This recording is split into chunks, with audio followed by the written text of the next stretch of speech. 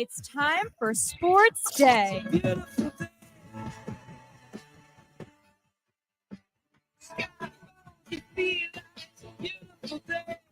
it up. It's Sports Day with Dan Day. I believe that we will win. I believe that we will win. Come on, Vlad, sing it with me.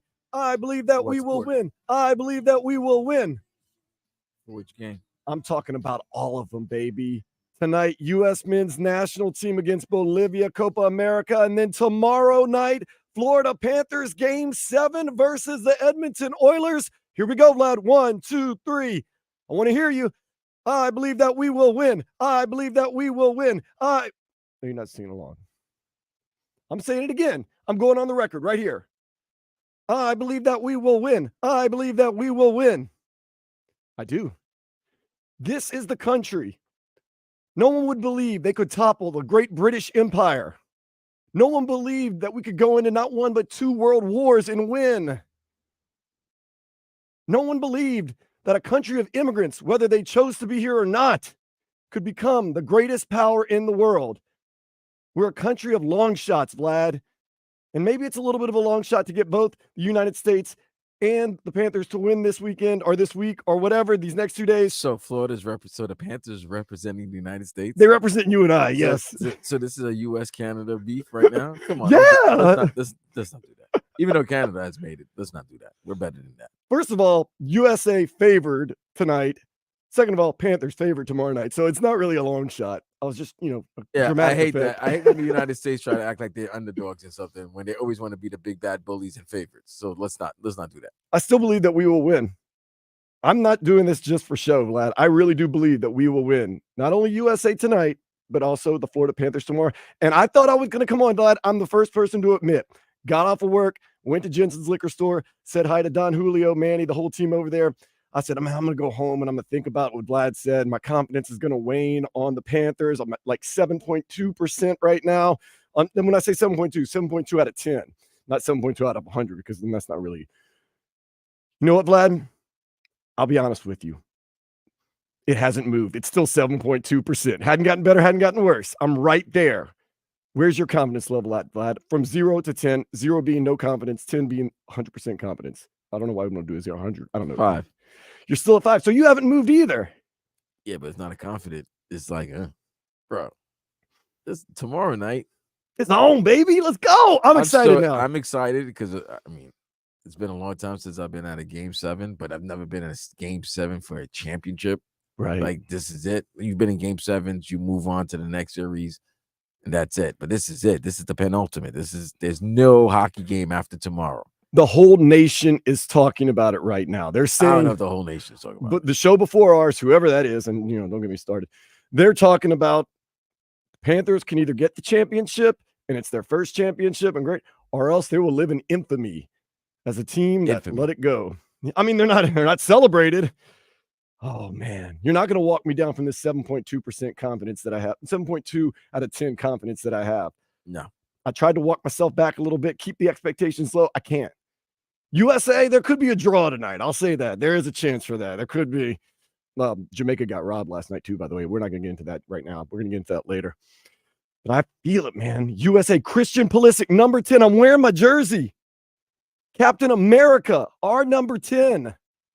Captain of the team. Maybe the best U.S. national team we've ever had. We've got more players in the Premier League and playing internationally than ever before. Taking on Bolivia, AT&T Stadium, Jerry World, Dallas. Come on, let's take care of business. Of course, Uruguay and Panama going to be playing at Hard Rock Stadium. Are we cheering for Uruguay or are we cheering for Panama, Vlad?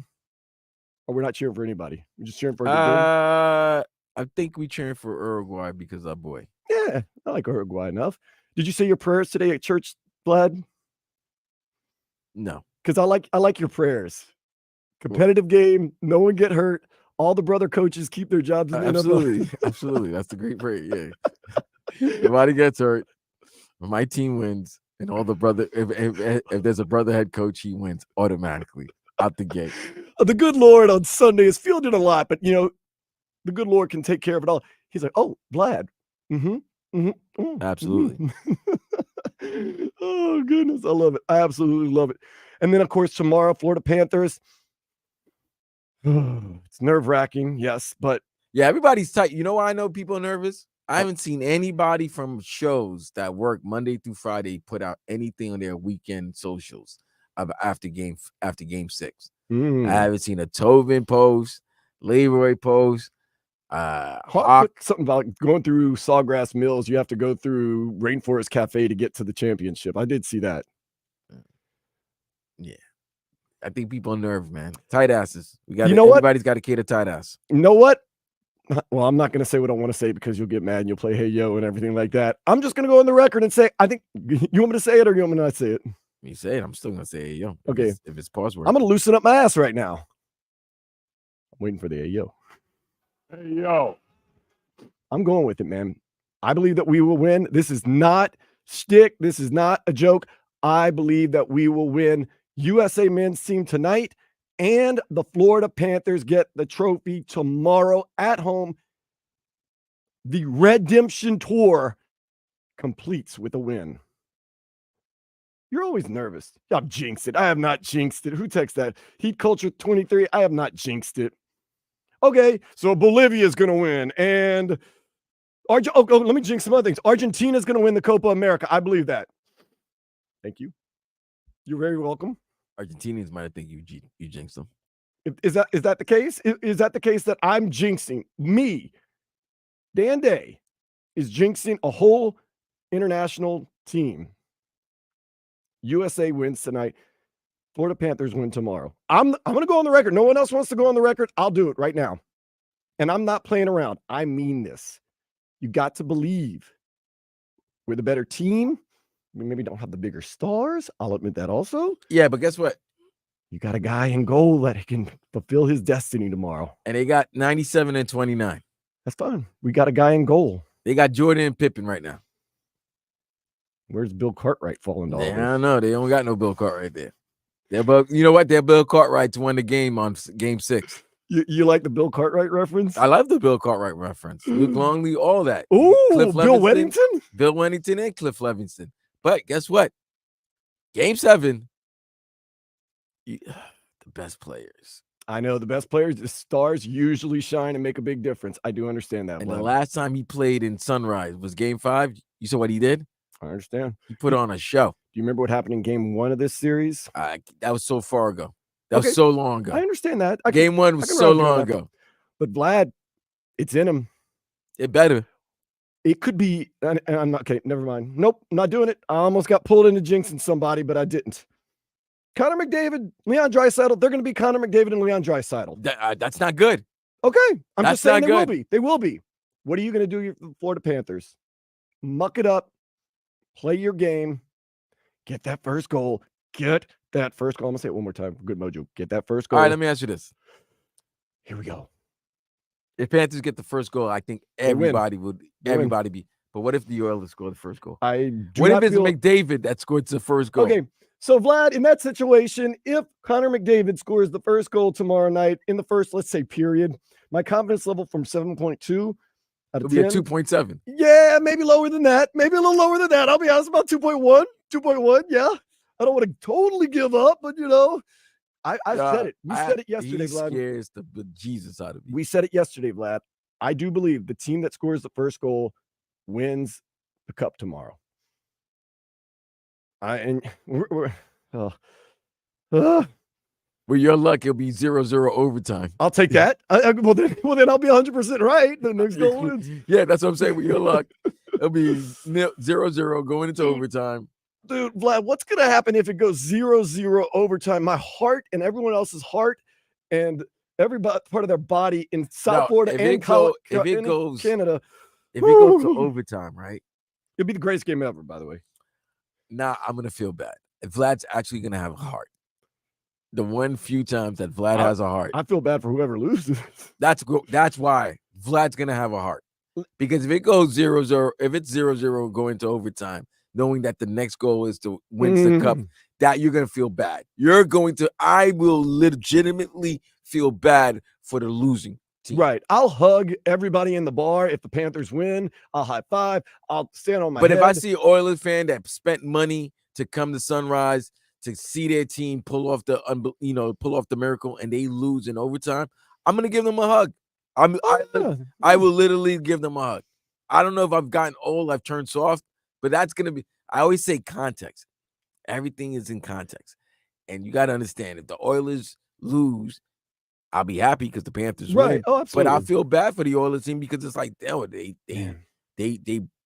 made this into, they turned this into a series, and Jesus, Connor McDavid is the scariest player on ice.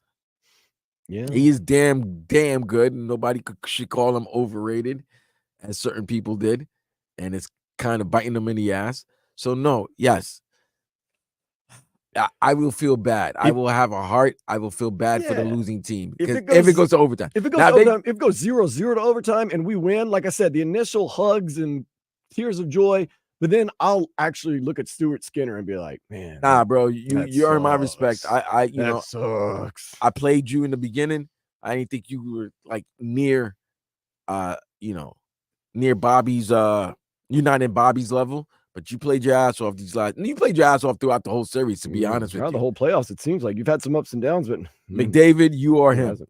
Oh yeah, we knew that. Draisaitl, you are him. Getting back, he's a little hurt. But you're playing hurt, banged up. They needed that game 6. He didn't have to score. They just needed his imprint in that game, and he did that. Are you a little afraid, Vlad? I'm afraid that this is the first game all playoffs that we have quote unquote faced elimination. And Edmonton, they've got some experience playing in elimination games. Oh wow, I didn't realize that. This is the first Panthers elimination game all playoffs. And I know it's a game 7, so it's technically not. But yeah, the only time it is. Yeah, it's so automatic. This is the first elimination game of the playoffs. Last game of the playoffs too.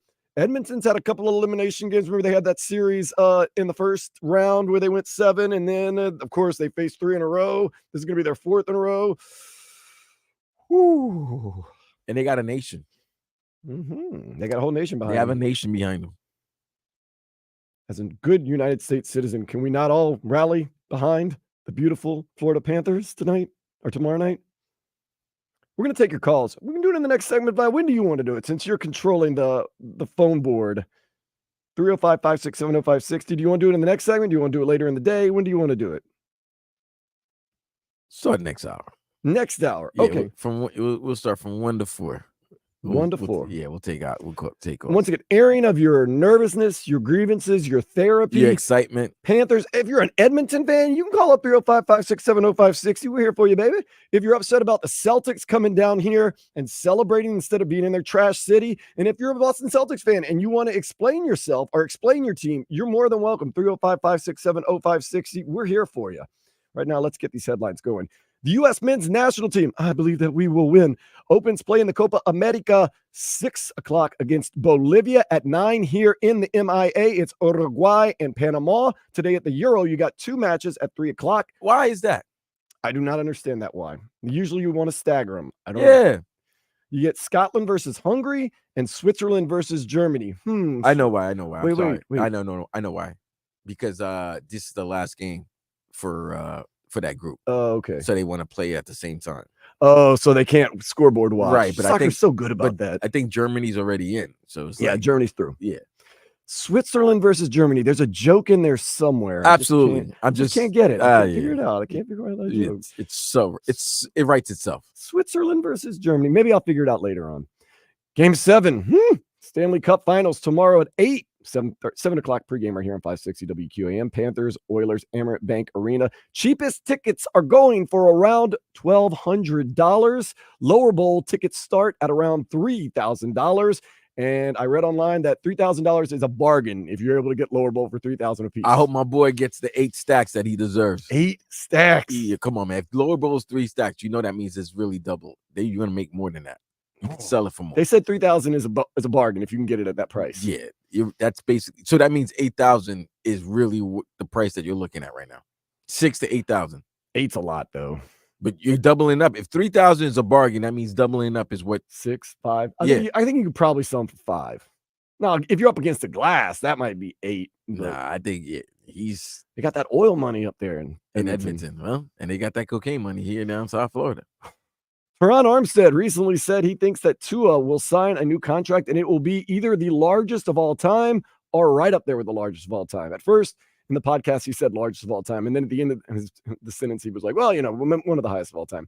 The season, of course, opens September 8th in Jacksonville. The Heat are said to be looking into shooters with their 15th pick in the NBA draft. Guys like Kentucky's Rob Dillingham, Duke's Jared McCain, and Colorado's Tristan da Silva are names that are being thrown around. Of course, the draft begins Wednesday.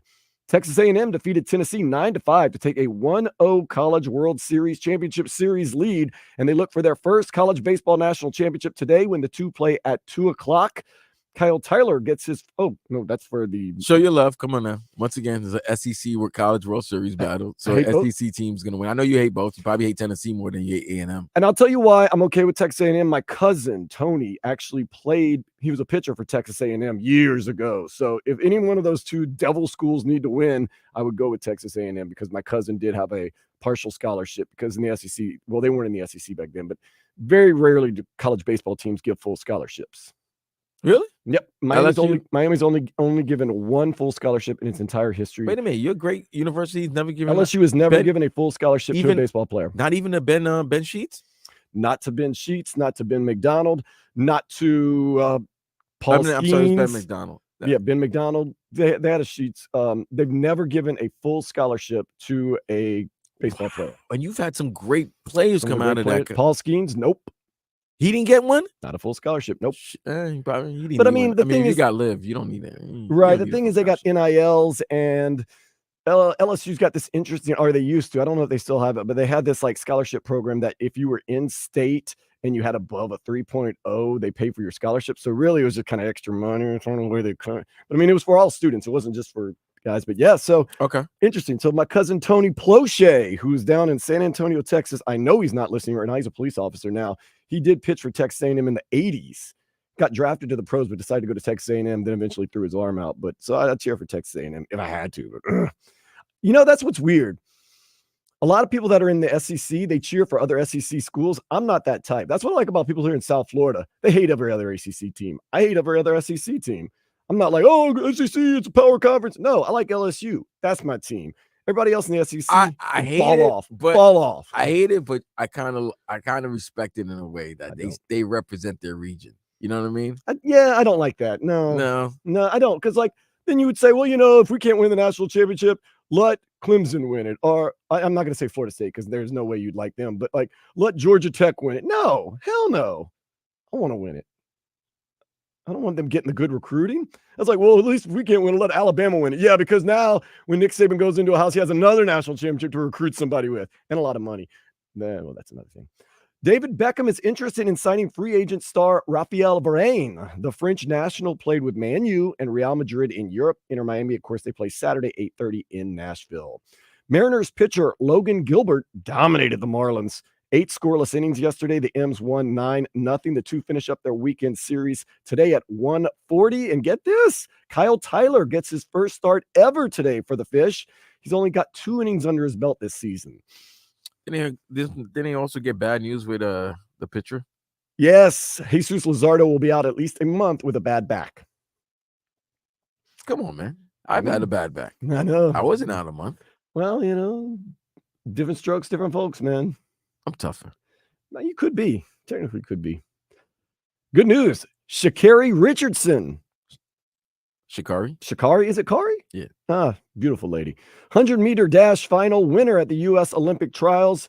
She had the world's best time this year, 10.71 seconds. It's going to be her first Olympic appearance because if you remember correctly, last year she came in second at the U.S. Last Olympic trials, she came in second, but then she and then she got caught for that, and they ain't nothing wrong with that. They suspended her for a month. Here's the thing: if you smoke weed, how is that a PED violation? Right, and the U.S. Olympic, or not even the U.S. Olympic, the Olympic Committee says it was still a substance that was on the do not take list. They did not say it was performance enhancing. They said it is on the list of substances you cannot have in your system. Very specific in that. Makes no sense. I mean, I don't make the rules, man. Come on.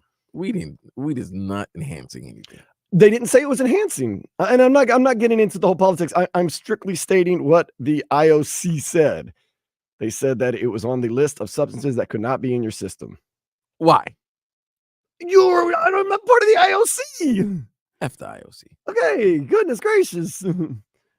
Max Verstappen, that's all you need to know. He win again? Yeah, Spanish Grand Prix. Coming in second, though, Miami Grand Prix winner Lando Norris.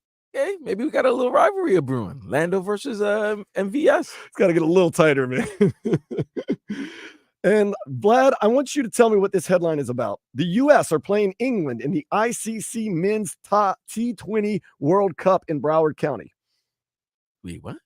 The U.S. are playing Okay. England in the ICC What's ICC? Men's T20 World Cup in Broward What's County. ICC and T20? I thought you know these things. I don't know nothing. I don't know. T20 sounds like some Terminator reject. Yeah, it's a bunch of Terminators that are just fighting each other. No, man, it is the World Cup of Cricket in Broward County. Okay. The U.S. upset. Who did they upset the other day? Pakistan. Yeah, they upset Pakistan the other day. And the World Championships are in Broward County. I was at the airport the other day coming back from New Orleans, and I saw like people wearing like Nepal jerseys and stuff. I'm like, oh yeah, they got the World Cricket Cup in the United States. Not in the United States, at Broward County. Strange place to have it, I'd say. This isn't exactly the hotbed of cricket. Where they have it? In Broward? We're in Broward. Once again, man. Is it Plantation? Is it Sunrise? Probably at a Coral Springs? probably at a city park somewhere. Huh? It's interesting. It's Where? interesting I like location. to know where. Where is this being taken place? Here we go. ICC Men's T20 World Cup Cricket Tournament. Look, I put location. Heat culture is right, man. We talking baseball, soccer, and cricket. It's officially summer. Well, yes, it was after Okay, Friday. where are the venues? Wait, I thought it said here. It's here in the United States. I thought. Let's see. Oh goodness, man. People are texting me everywhere. Let's see. USA versus England.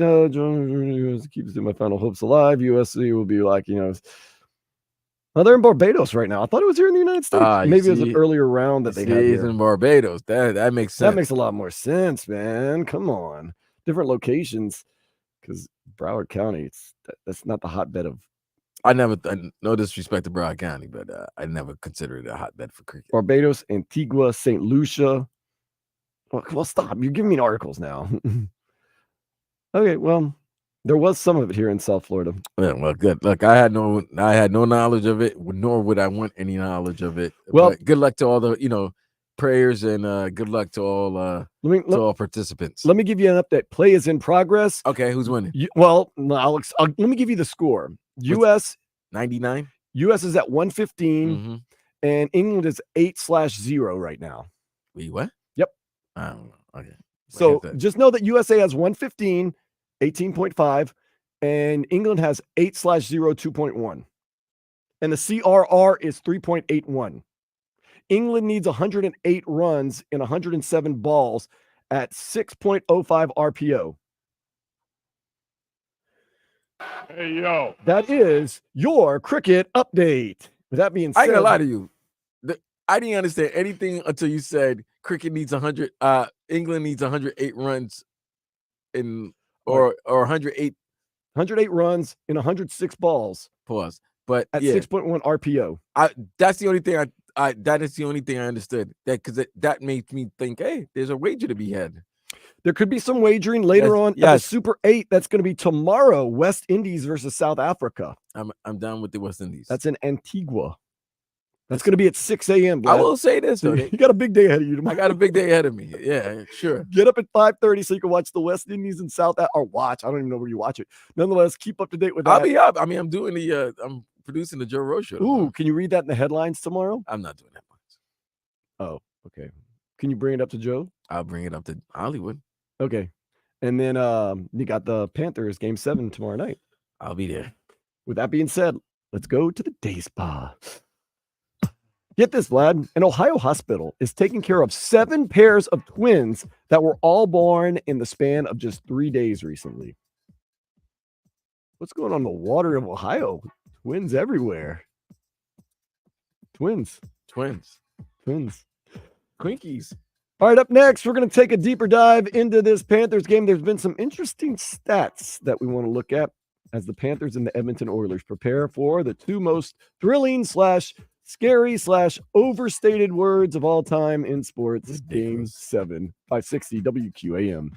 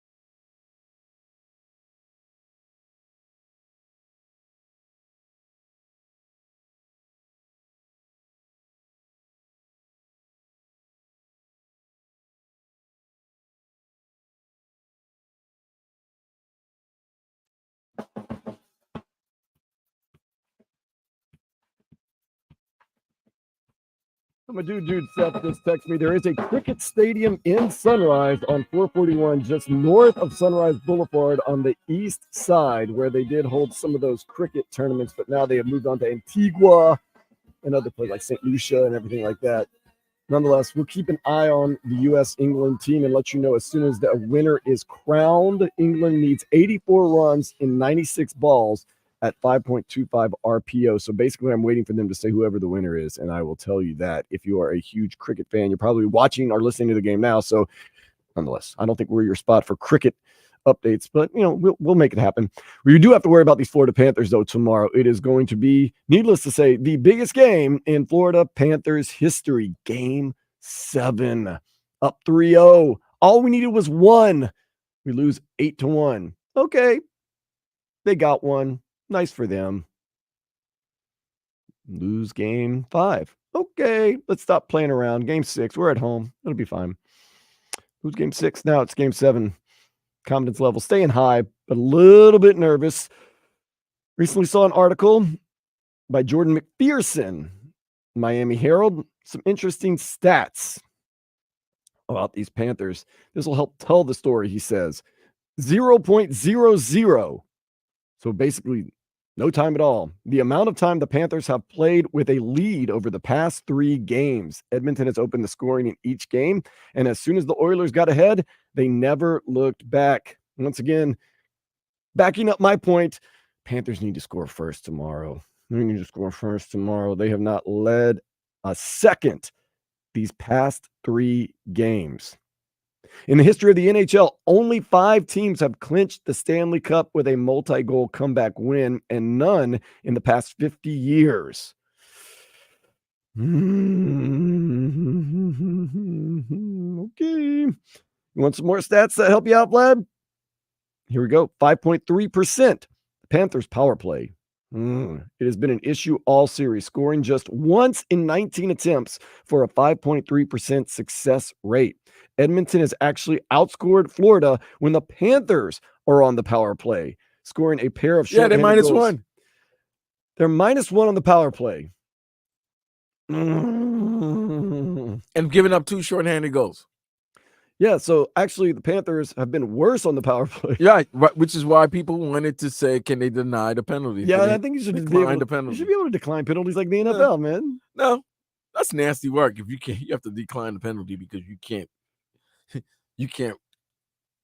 score on your own power play, or you can't even defend on your own power play. Man, that just means you're not locked in. And I mean, no, you're right. Maybe this is it. The wake up call. Finally, there is no tomorrow. You're up against the deadline. You need to get it going. Tomorrow it sounds terrible. Might be the wake up call that the Panthers need. Ugh. Here's the thing. This is what scares me. Excuse me. Both coaches, right? They're going to go in and say, play your best for 1 game. This is all you've been waiting for. This is what you dreamt about as a kid. Game 7, 1 game to decide for the Stanley Cup final. Yes. So if I'm looking at the team, we have the better team. The Panthers are the better all-around team. So if I have to choose 1 game for the better all-around team to play their best, you're going to go with the Panthers. Mm-hmm. But here's the problem. It's 2 of them. They got the second best player in the game in Leon Draisaitl, who stepped up in game 6 and got his mojo back. But that's cool, right? All right, they got the second best player. All right. So he's going to play. The second best player has to play the best game of his life. All right, cool.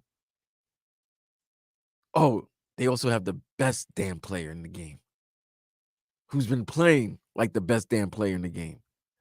And if you're telling the best damn player in the game that for 1 game, he has to be the best damn player, I'm frightened. Okay, but what if the best damn player on the ice ends up being one Sergei Bobrovsky? Then if you're Edmonton, you're scared. No, because if all the best damn players are playing their best damn, 97 is the damnedest out of all of them. Sergei Bobrovsky for a while was the best player in this series. He hasn't been the best player in the last 4 games. Okay, last 3 and a third. 3 and a third. Yeah, but this is it. This is what legends are made of. Right. This and 97 okay. is Well, That's the reason why. Folks, You know what? Let me tell go. you. Let me tell you. Let's this. go. Let's get it. When the best player has to be the best player, when you're the best player in the whole landscape.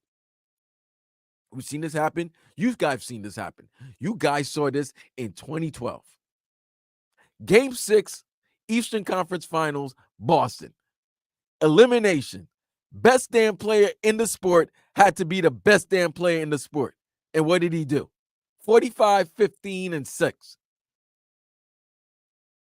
97 is the best damn player in hockey. He was down 3-0. People were saying he's overrated, saying he's not this, he's not that. This is all hype. The man proceeded to give you 4 points in back-to-back games. That's the equivalent of LeBron scoring 40 points in Game 5, Game 6 in the 2016 Finals against the Warriors. Game 7. This is it. Legend.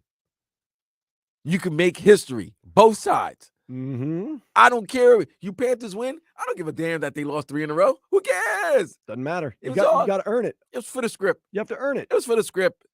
It's for the cinema. We don't care. You win. But if they lose, Okay. they lose at home ice. Yeah. To the Edmonton Oilers. Oh, it's nasty work.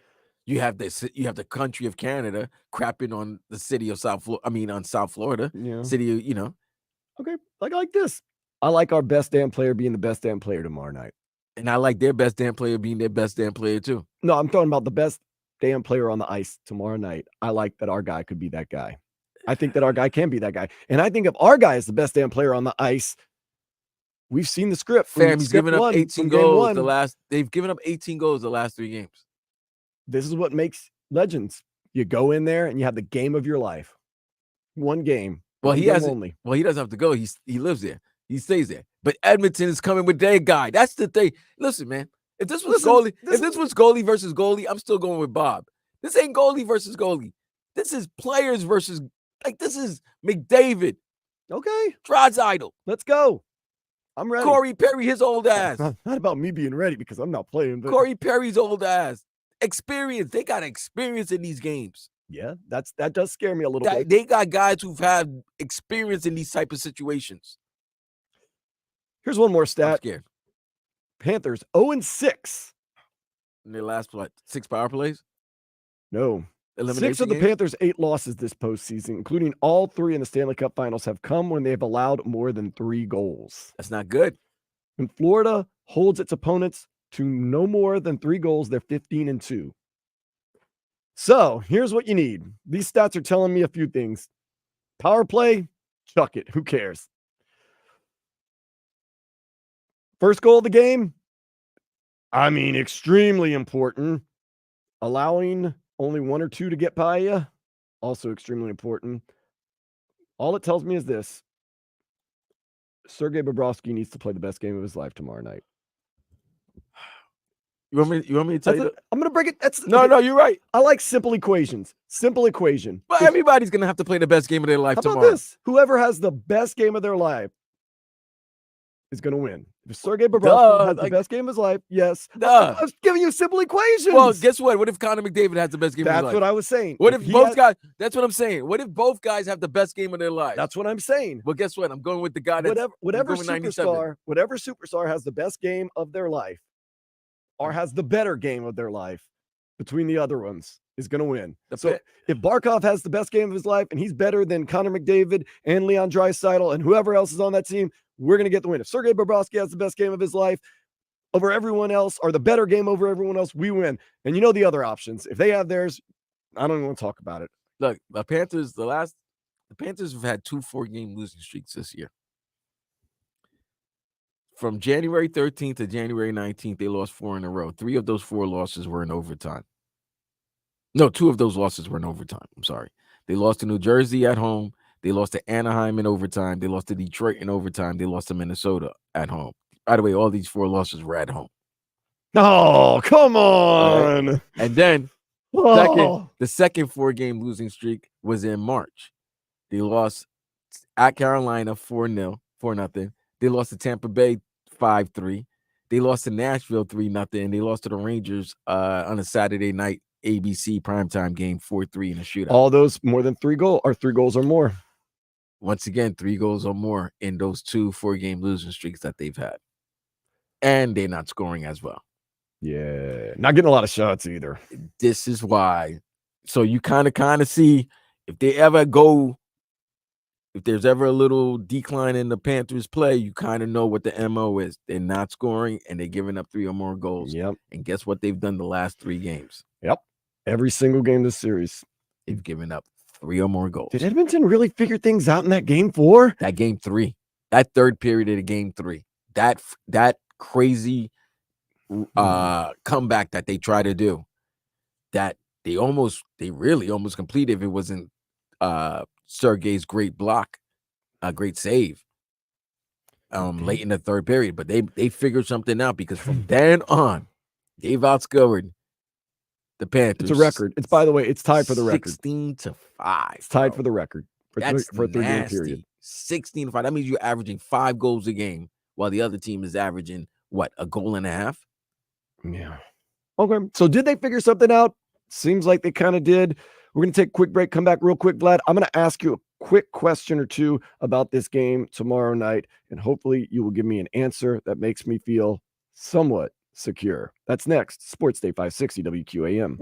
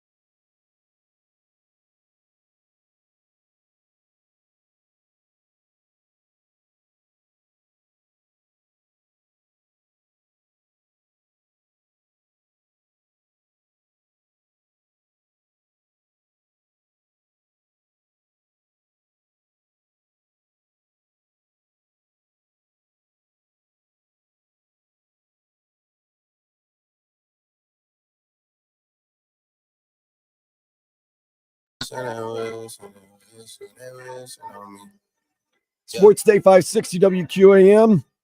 I hope God's plan is that the Panthers win tomorrow. I like that. That's what you did there.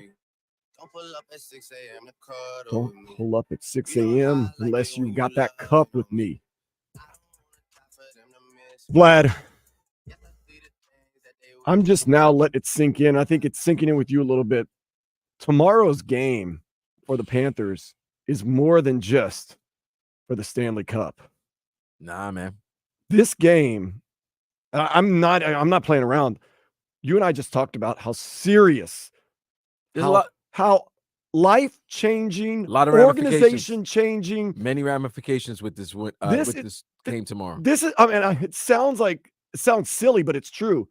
No, tomorrow's game is not just for the Stanley Cup. It is for South Florida's love. It's for your legacy. It's for your sustainability. Mm-hmm. It's for South Florida's love. So think about it. Let's go through the positive right now. Let's say tomorrow they go and win it. If you're a lifelong fan, you're rewarded. This is my team. I love them. First championship in team history, over 30 years. It's what you waited for. It's why you ride the highs and the lows. The highs and the lows. You will always remember this team. Kids will be named after certain players in They'll this name team. their kids Matthew, Sasha, Sergey. Yeah, there's gonna be a lot of Bobbies. Okay. All of that. So you're a lifelong fan. Great. It's a great reward. You've done a great job for 30 years. You win. This team goes up there with the greatest championship teams in South Florida history. Now nobody's gonna beat the perfect Dolphin season, but I can make a comparison that this team might be up there with, because of the players and the way they've played and the season that they had, right up there maybe with the 2012, 2013 NBA champion Miami Heat teams, but you're definitely going to be part of South Florida sports history. So you do that and become a historical team here in South Florida. The fans, we're talking about people who maybe used to have season tickets. Fans. No, we're talking about in the middle of the line. People that have always been fans. Maybe they bought packages, but maybe they've had season tickets in the past, or maybe they're buying it for next year. They're totally locked in. They're like, all right, for life, this is my team. I love the Panthers. Fringe fans now, Vlad. Let's say you're somebody that's now just kind of joining the party. Maybe you're seeing that's good hockey. You're saying what, Vlad? You're saying, okay, this is my team. I'm riding with them, right? Right. And then if they lose. Oh, so if you're a lifelong fan, it's the greatest heartbreak you've ever had. You start thinking, like, is it even worth making it to the finals? Because that's a lot of heartbreak. But you're still going to ride and die with your team, right? Right. You're good. Yeah, the fans, like we said, the people that maybe used to have season tickets, maybe they got season tickets next year, maybe they bought packages. How are you feeling if they lose tomorrow night? You're going to be saying, You're going to be looking at it. Oh my God, they had one opportunity. They had 4 opportunities to win one game. They couldn't do it. You're not locked into being a lifelong fan. You're locked into being a, that's fan. the thing. You're not as vested as you are for like the Heat. Let's keep it a buck here, man. The Dolphins and the Canes are going to be, and the Heat are the top 3 teams in South Florida. They're always going to be loved. Okay. Marlins have given you 2 World Series titles, and when they're winning, yes, but because of what always happens after the plan to win, it's always everybody gets let go, get guys from the minor league to come up. Still legendaries. There's still legendary guys like Edgar Renteria, 97 and 03, Bobby Bonilla, great, Josh Beckett, Penny, all of that. People still talk about that. But sparingly. But they are still legendary. They are still remembered. But understand, baseball has given this market a championship. 2. Basketball has given the market championship 3. Well, 3. Right? Yeah, but I'll say baseball too. Right. The NFL, obviously, it's been a long time, but they still got the one season that nobody's ever had, the perfect season. You still got Shula. You got 2 titles. So you've won 2 titles in each of the major sports. The only title you haven't won yet is in hockey. And soccer. In hockey. And cricket. In hockey. And rugby. Sharks. They just started those. So if you're able to win, this is like the last infinity stone for South Florida. This is the last infinity stone. You win this, you've won a title of the 4 major professional sports. Yes. You're a major market. You're already a major market, but nobody can tell you, oh, you're not a hockey town. Nobody can tell you you're not a this, that. No, So- this is a sports town. This is it. This is the last stone you need to officially be a major sports town. That's it. And if you're a sports fan, if you're a Panthers fan, I would say 50% of the people, if they lose tomorrow, that are just fans, are going to say, you know what, I'm just going to kind of be a fan like I have been over the past couple of years. And the other 50 are going to be like, you know what, you took me on a ride, and it didn't pay off. You win, you're like, yo, 2 back-to-back Stanley Cup finals, And a Stanley championship. Cup championship. Oh, we still got these young guys. Bobby's still there. Paul Maurice is the head coach. I got Barkey. I got Kachuk. I got Verhage, Reinhardt, Bennett. Like, you know the guys. You're going to start knowing the guys. Like, these guys could actually go down the mall and be like, oh, my God. People going to run to you, take pictures, the whole nine. Now, Vlad, if they lose in historic fashion tomorrow night, what man. do some of the fan base do that were along for the ride and enjoying it? Oh, man. They cower. They go back to the hole. Not they never worth it come anymore. out. They never come out. Took me along this long ride, and what? They all become Pakistani Phils, man. They become, groundhogs. They just don't come out again. This is your chance, Florida Panthers, to put your imprint on South Florida. Make us lifelong lover fans. If you win, if you lose, though, it's more than just that. You could be losing a lot more than just the Stanley Cup. You could be winning a lot more than the Stanley Cup. This game means this is for South Florida's love. This is for South Florida's respect. Lifelong love. Lifelong love. To me, that's more valuable than the Stanley Cup. Like, seriously, like, think about it. You guys got Messi last year, right? So MLS became a look. Why? Because of Inter Miami's acquisition of Messi. Messi wanting to come to Inter Miami. Every superstar is always tied in with a Miami Heat. Every free agent superstar is always tied into possibly joining Miami. Okay, the Dolphins, say what you want, but everybody loves the Dolphins. Everybody wants to play the Dolphins. Everybody wants to talk about the Dolphins. McFit, Tua, OBJ, Tyreek. Like they're a main topic to talk about. You're it. Basketball, hockey, and football, South Florida is talked about. Wow. But that talk could go down in hockey if you lose tomorrow. Vlad, this can change the trajectory of an organization. Dolphins, always mentioned, undefeated 1972 season. Heat, always mentioned, Big Three, the shot. Dwayne Wade. Inter Miami, you can say Lionel Messi. Marlins, you can say the championships. You can say Edgar Renteria. Panthers do not want to be known as, when you say Panthers. Oh, you mean the second team to lose a 3-0 lead? You didn't even say second. You just say choked away a 3-0 lead in the Stanley Cup Finals. This could be the worst stroke job since Vanessa Del Rio. That is a very dubious Panthers. That is a very dubious title. You do not want to be known as that. And for a casual fan of hockey, that could cost you a long, long time. Feels like there's a lot more online than Stanley Cup tomorrow night. Like, you love this team. They lose tomorrow, this team might break up. You might have to break up the team. Yeah. A lot of things change on the line. Well, we'll take your calls next hour. 305-567-0560, Sports Day 560 WQAM.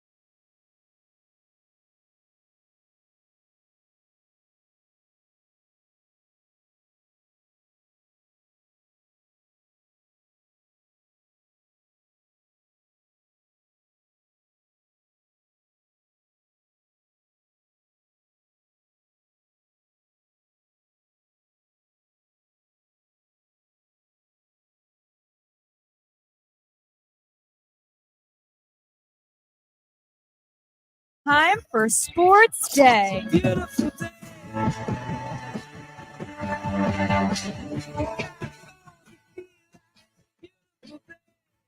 up.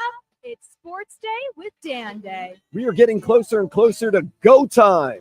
Panthers, Oilers, Game 7 for the biggest cup in all of sports. Lord Stanley's Cup, 8 o'clock tomorrow night. Amerant Bank Arena, 7 o'clock pregame right here, 560 WQAM.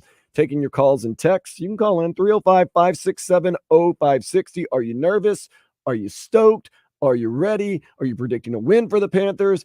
How are the Panthers going to win? How are you feeling? You just let us know. 305-567-0560. Got some good text coming in. Panthers will win from the 305. Reinhardt, Bennett, and Verhaeghe will be the heroes. Bet it. I'm feeling it. Reinhardt, Verhaeghe, and who? And Bennett. Hey, can we file a missing report on him? They're going to show up tomorrow night. Sergei Bobrovsky, show up tomorrow night. He's been there. He's been giving up instead of showing up. 305 also texts in. Tell us where we should go to thug out McDavid and Draisaitl. Okay, don't. No, do wait, that. first of all, let's not. What are we? We want the best of the best. What are you, We'll Boston now? What is this, Celtic pride? What is this? Come on now. Come on, relax. That didn't work out very well. Okay. And it worked out right. 954, I think like most Panthers fans said, man up. Panthers love this. Huh? Man up. It's time to man up, Panthers. Let's go. 305 texts in. Panthers beat Edmonton twice in the regular season. And they've lost the last 3 in a row. What are we doing? What are we talking about I here? was going to say, this isn't the regular season. And they've lost the last 3 in a row. So what are we talking about here? Stop. They only won 2 games in the regular season. So? And that was a lot earlier in the season. That was a different Oilers team than we're seeing right now. Much different Oilers team than we're seeing right now. We're also getting them in Twitch and the YouTube, 305-567-0560. Heat Culture 23 says we need to play down and dirty. I agree with that. I absolutely agree with that. I think the Panthers need to play their game down and dirty. Heat Cult said the last time the Cats were in the Cup, circa 1990s, I had a good night. Yeah, I know probably either you were betting or something else was going on in your personal life. I don't want to get into all that, but nonetheless, you did have a good night. Oh my goodness. RVA Richie says Panthers are shook. I don't know about that. 18 goals for Bob in the last 3 games. Yeah, that's true. But once again, what does everyone say? It's a 1-game series now. Everything can change. Everything can be turned on its head. Heat Culture 23. How's that prediction holding up, Dan? Talking about me saying the Panthers are going to win the championship? It's holding up all right. I took Panthers against the whole field. Everyone else that took the field, got 1 game just like I got 1 game. So let's go. I'm ready. Look, you tell me at the beginning of the season Panthers are going to be in the Stanley Cup Finals, I'll say, good, book it. You tell me there's a game 7, I'll say, good, book it. You'll tell me that they were up 3-0, I'll say, I don't want to book that. I'm not happy about that, but, you got 1 game to prove it. That's what you got to do. Let the better team tomorrow night win. That better team is the Panthers. What does Heat Culture 23 says? The last 3 games were not games we didn't win. They were games we lost badly. That is true. 305 text. I'm usually a negative Nancy, but not today. Those 3 have been silent, and it's time to get back to winning. The Panthers will win. Trust me.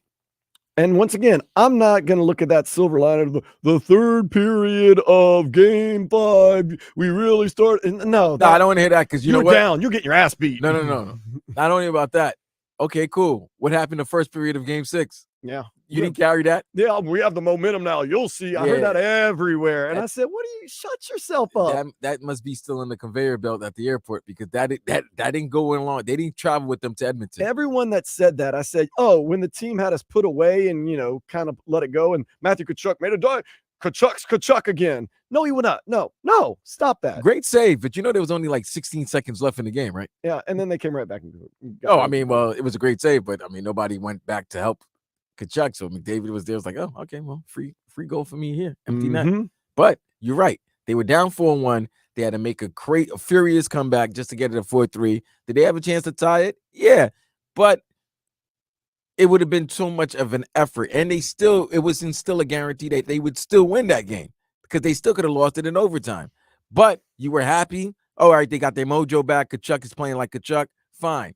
So you think your first period of game 6, they're going to set the tone. this is not gonna. They're gonna really play good, start off the game very well, and then it didn't happen. They were down 2-0 after the first. Well, no, they went down 2-0 right at the very beginning of the second, and then that's Oh, I'm sorry. They were down 1-0 going, and then they were down 2-0 in the first. In the first minute of the second period. We scored a goal 14 seconds later, but it gets called back, and then boom, it's 3-0, and it's good night, Irene. Good night. Good night. By the way, why everybody say good night, Irene? I never heard that phrase, so I don't know. You never heard good night, Irene? No. Oh, that's old. Yeah, it's old. I'm old. So it's all one game now. One game now. A lot on the line for tomorrow night for the Panthers. Is Edmonton still playing with house money, as they would say? No. It's just different. They're playing with different type of money. They have momentum, they feel like? They got momentum, but they still can't fall short. Here's the thing. Both teams are playing, but one team is playing with nervous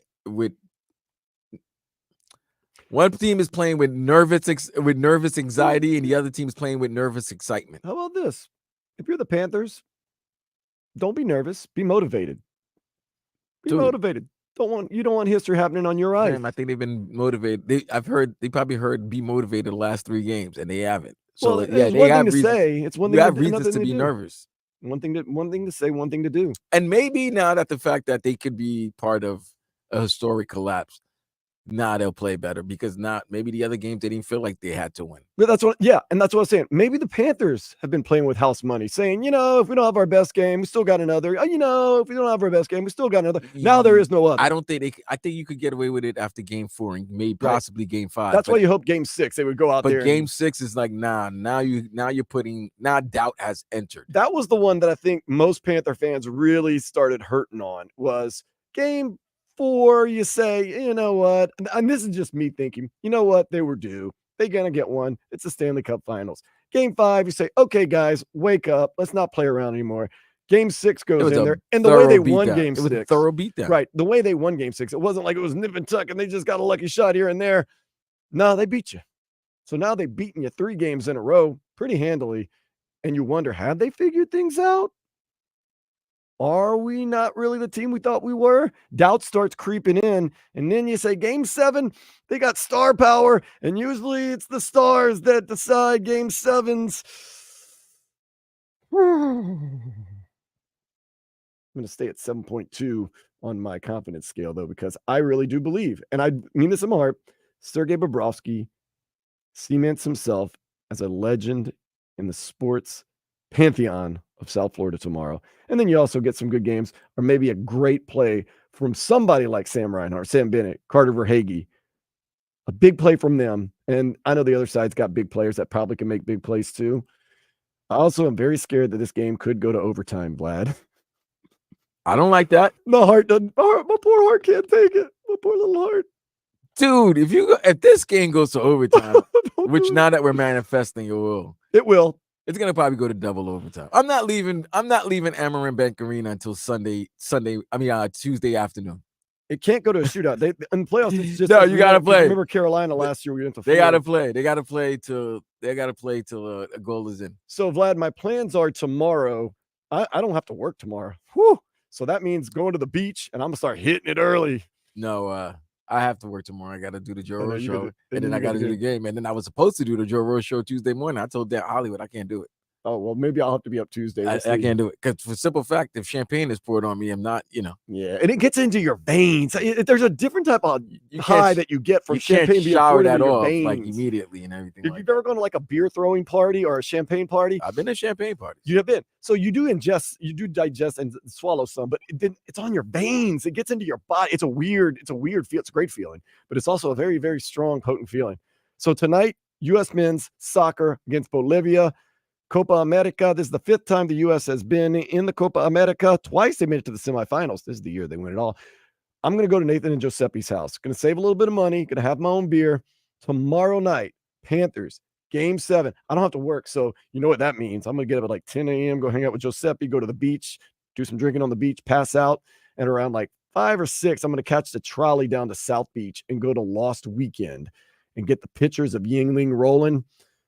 Dude, if the game goes to overtime, I'm going to be so broke and so Pitcher it out. I'm just, dude. I Oh. want. I Tuesday could be so weird. I might have to Uber back because the game's going to be so late because the trolley stopped running, I think, at midnight. Oh yeah, well, the game will be over by that time. The game will? Game could be over. Could be over by that time. It could also be. I hope it's a legendary night and the Panthers win. I don't care. I'll Uber back. I'll walk back. I don't care. You could be walking back in excitement, or you could be walking back in disappointment. No. I want the walk of happiness. I want to have my own parade for the Panthers tomorrow night. My own parade down Indian I am Creek. so interested. I just want to see how Tuesday morning looks. How everybody's outlook. No, if they win, Tuesday's gonna be great. Everybody's high fiving. Nobody cares about traffic. People are like dancing on the streets, the whole nine. But if they lose, if they lose in overtime too, it's gonna be a walk of shame, dude. And that's a long walk, bro. If they lose in overtime, nobody's leaving the parking lot. Nobody's even Amarin Bank Arena's parking lot. I might be like the guys in Fight Club. I might fight myself in a parking lot. Relax. Dude, seriously, if I have to do a walk of shame back from Espanola Way at Lost Weekend to my apartment in North Beach after an overtime loss, it's going to be painful. But it's going to be a victory. It's going to be a victory parade for me, hopefully. Trevor's right. So South Florida be a zombie land on Tuesday. No matter what. No matter what, it's a zombie land. Now it's not going to be a zombie land. If they win, it's going to be... You're still a zombie. You've been partying all night. Yeah, used to be. Yeah, but you're a different type of zombie. It's not a zombie land when you're partying all night. I will say, when the Panthers win, hopefully people will buy rounds at the bar. I'm not buying anybody around because I'm already going to be enough. Like, I got to focus on these two games these next 2 nights. So I got to pace myself, lad. That's a key because I want to remember these games. History in the making. Kevin Wood says it shouldn't be a game 7 with this team. Okay, it is, though. It is. Sorry, it shouldn't be. It is, though, man. Kevin, I wish it weren't, but it is. It is what it is. I mean, it is. Are they going to have their third 4-game losing streak of the year? Nope. This team all year has answered the call. When the tough get going, they get going. When the going gets tough, they get going. But they made this tough. They made it tough, yeah. Oh, I mean, Edmonton, give them credit. They made it tough on us, too. I get that. Edmonton made it. I'm not taking anything away from Edmonton. Stanley Cup Finals, baby. But you won the first 3 damn games, and they won the next 3. So it comes down to game 7. All you got to do is win 1. That's it.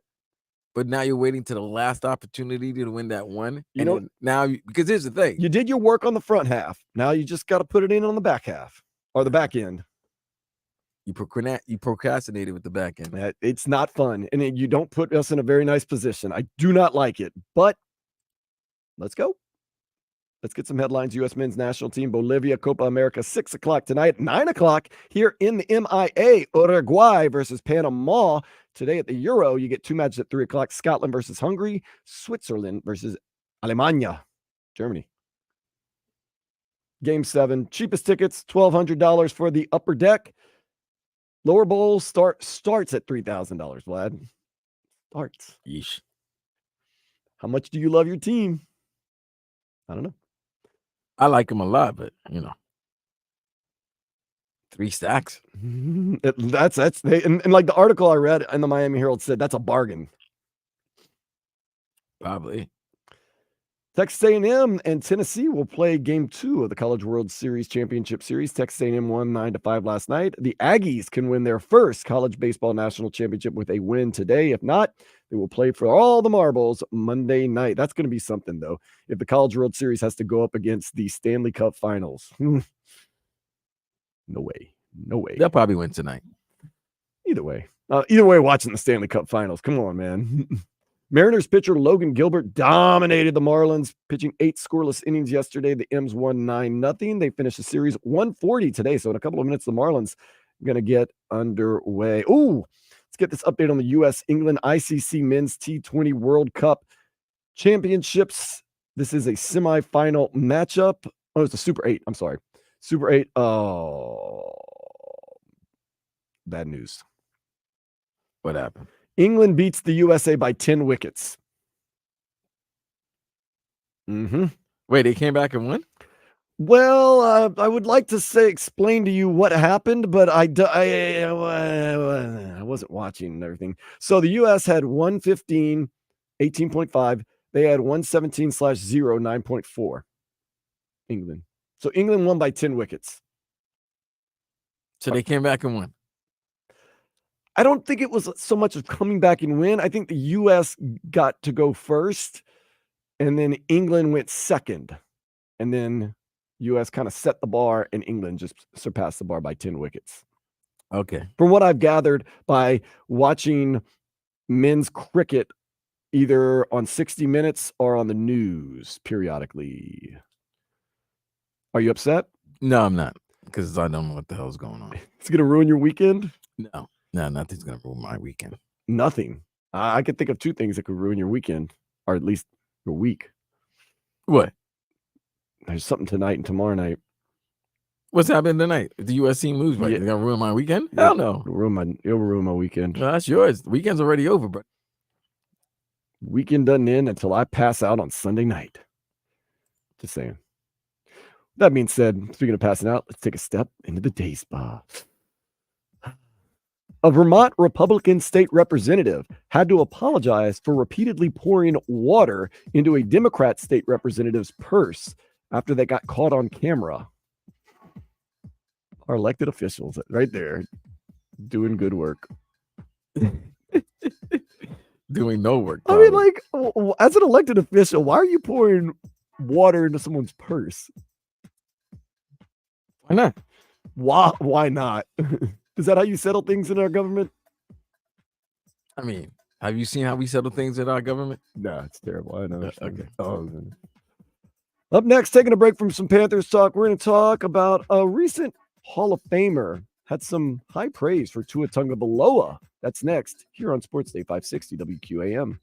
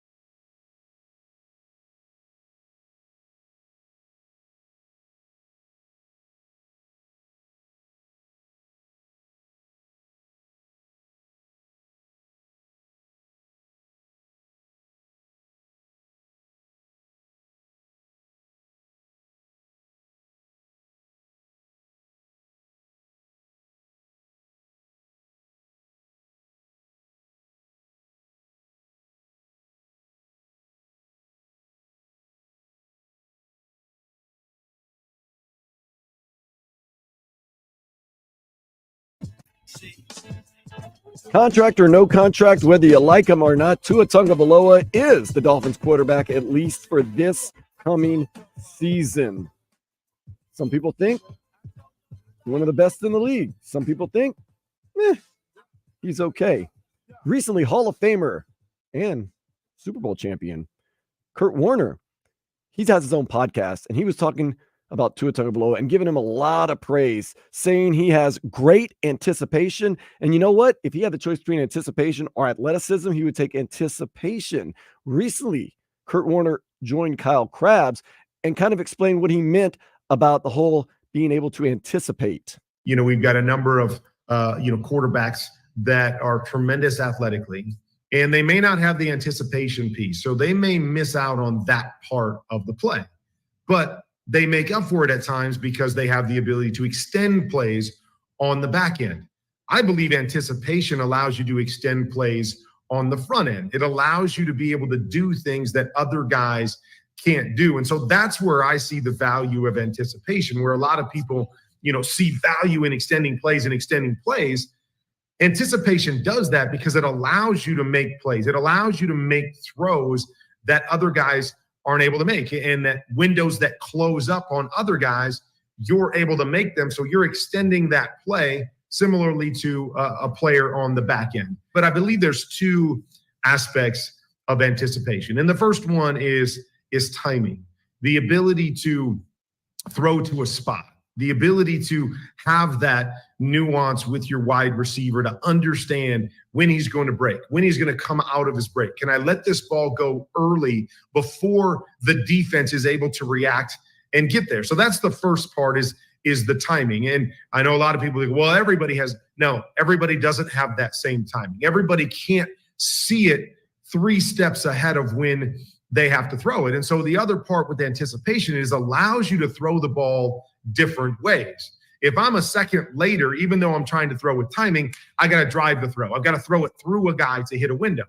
If I can anticipate and see that 2 steps ahead of another quarterback, now I can lay the ball. I can lay it over the top of a linebacker. I can layer it into different spots, which again, allow me to be more successful on different kinds of throws because I can throw it different ways and I can throw it earlier or later depending on what I see. Hall of Famer Kurt Warner right there. He recently said he thinks Tua has some of the best anticipation in the league and explained what he meant by that anticipation to Kyle Krabs. I couldn't agree more, Vlad. And then you ask me really quick, in this day and age, would I take that quarterback that can extend the end of the play or a guy that has the anticipation? And I'll tell you, maybe I'm biased. Kurt Warner, one of those guys about anticipation, not so much athleticism.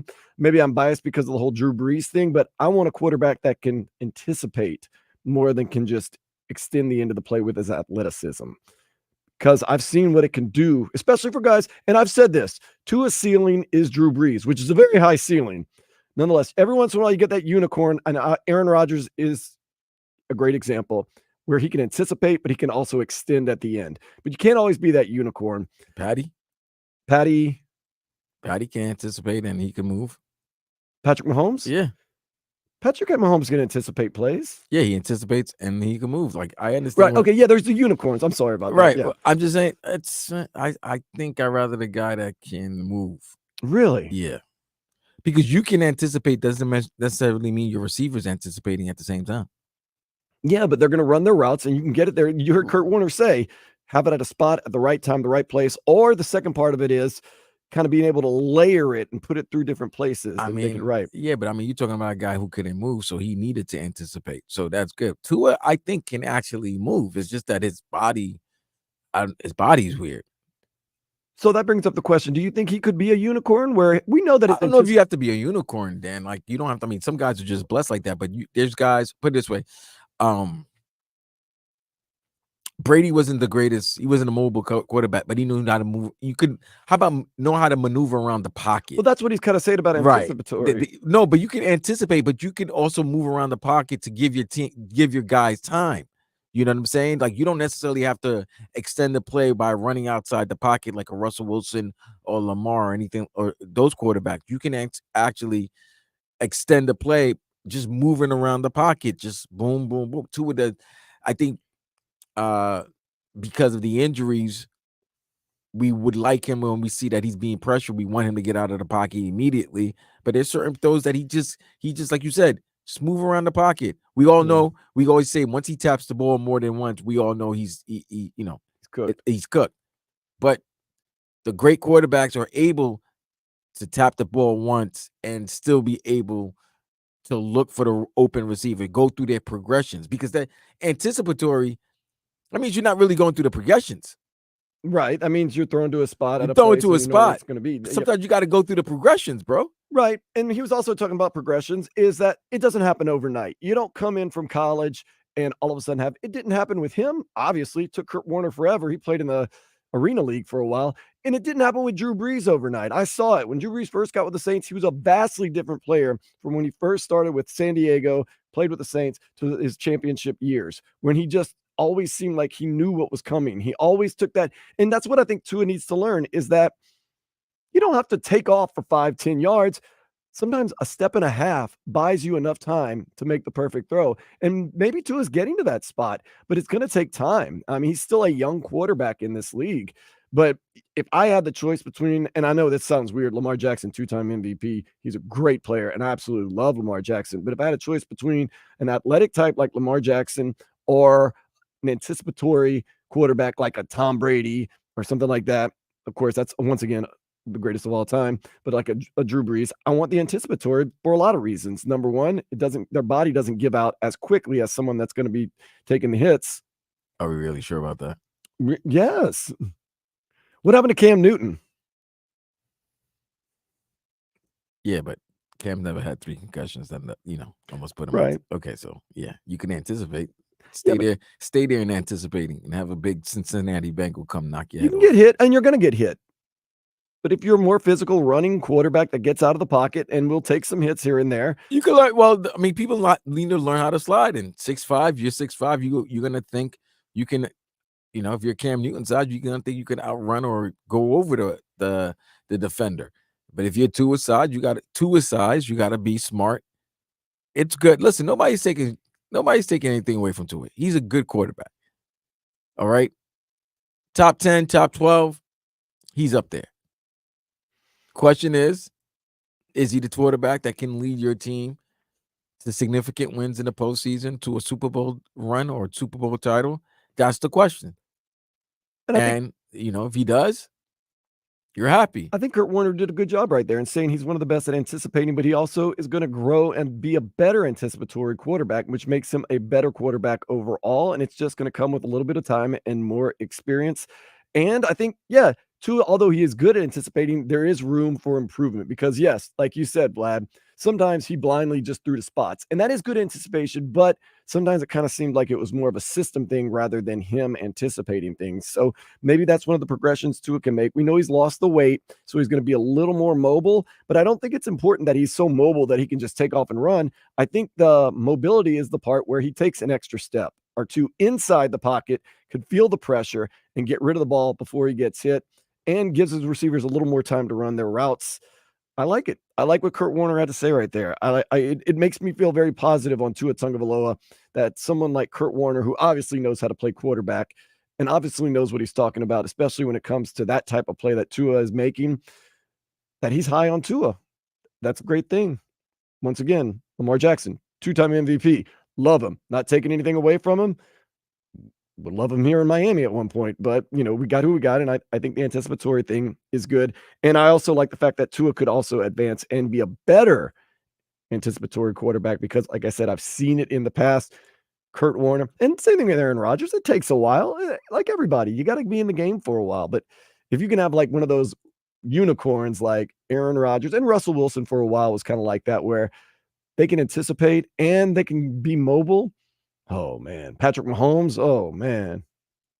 Patrick Mahomes does it all. The greatest quarterback statistically against the blitz of all time is Patrick Mahomes. What do? Do you just sit back in coverage and get burnt, or do you come after him? No, he makes you. That's the worst feeling in the world. That if you blitz a man, that's exactly what he did. He's best that at. He wants. As he wants. But then if you sit back in coverage, they're going to pick you apart. Well, I mean, it's like an artiste. Oh, okay. You know what I'm saying? If you don't blitz him, it's like an artist doing, just, okay. let me do this sketch. Yeah. And if you blitz him, okay, you trying to rush me? I'm still patient enough to bust your ass. So you give me all the time in the world, I'll pick you apart. You blitz me, you make it even easier for me. Whew. That's like Crowder said. Channing Crowder, of course, who's on this show, played for the Dolphins, played for the Florida Gators. He said one time, he was trying all types of different things against an offensive lineman, and it wouldn't work. So he looked over his coach. His coach did this. Sometimes you don't know. If he has to cover Antonio Gates, and Antonio Gates is busted, doing everything that Antonio Gates does, there's nothing Crowder can do. There's nothing that most defenders can do. Those guys are good. And remember last year, what was the Achilles heel for most of the season for Kansas City was not anything other than them dropping some passes. Yeah, they put some stickum on their hands, and now they can catch them. And you and I said it all season long. Don't worry. Nah, yeah. They won't drop them in the playoffs. And Travis Kelce actually dropped a couple against us. But after that, nah. Hopefully, Tua can be that guy, though. A little bit more mobility, a whole lot of anticipation, and then he can be a champion just like Drew Brees, Kurt Warner, Aaron Rodgers, Russell Wilson. Should we name it? Joe Flacco? Who else is there? Matthew Stafford. Although Matthew Stafford. I think the fans down here rather him be a champion like Sergei Bobrovsky or Carter Verhaeghe or Matthew Tkachuk. I think that's the next champions they want to see. That's a good way to put it together. That's the way to do it right there. Up next, we're going to do some nay or day, thumbs down, thumbs up here on 560 WQAM.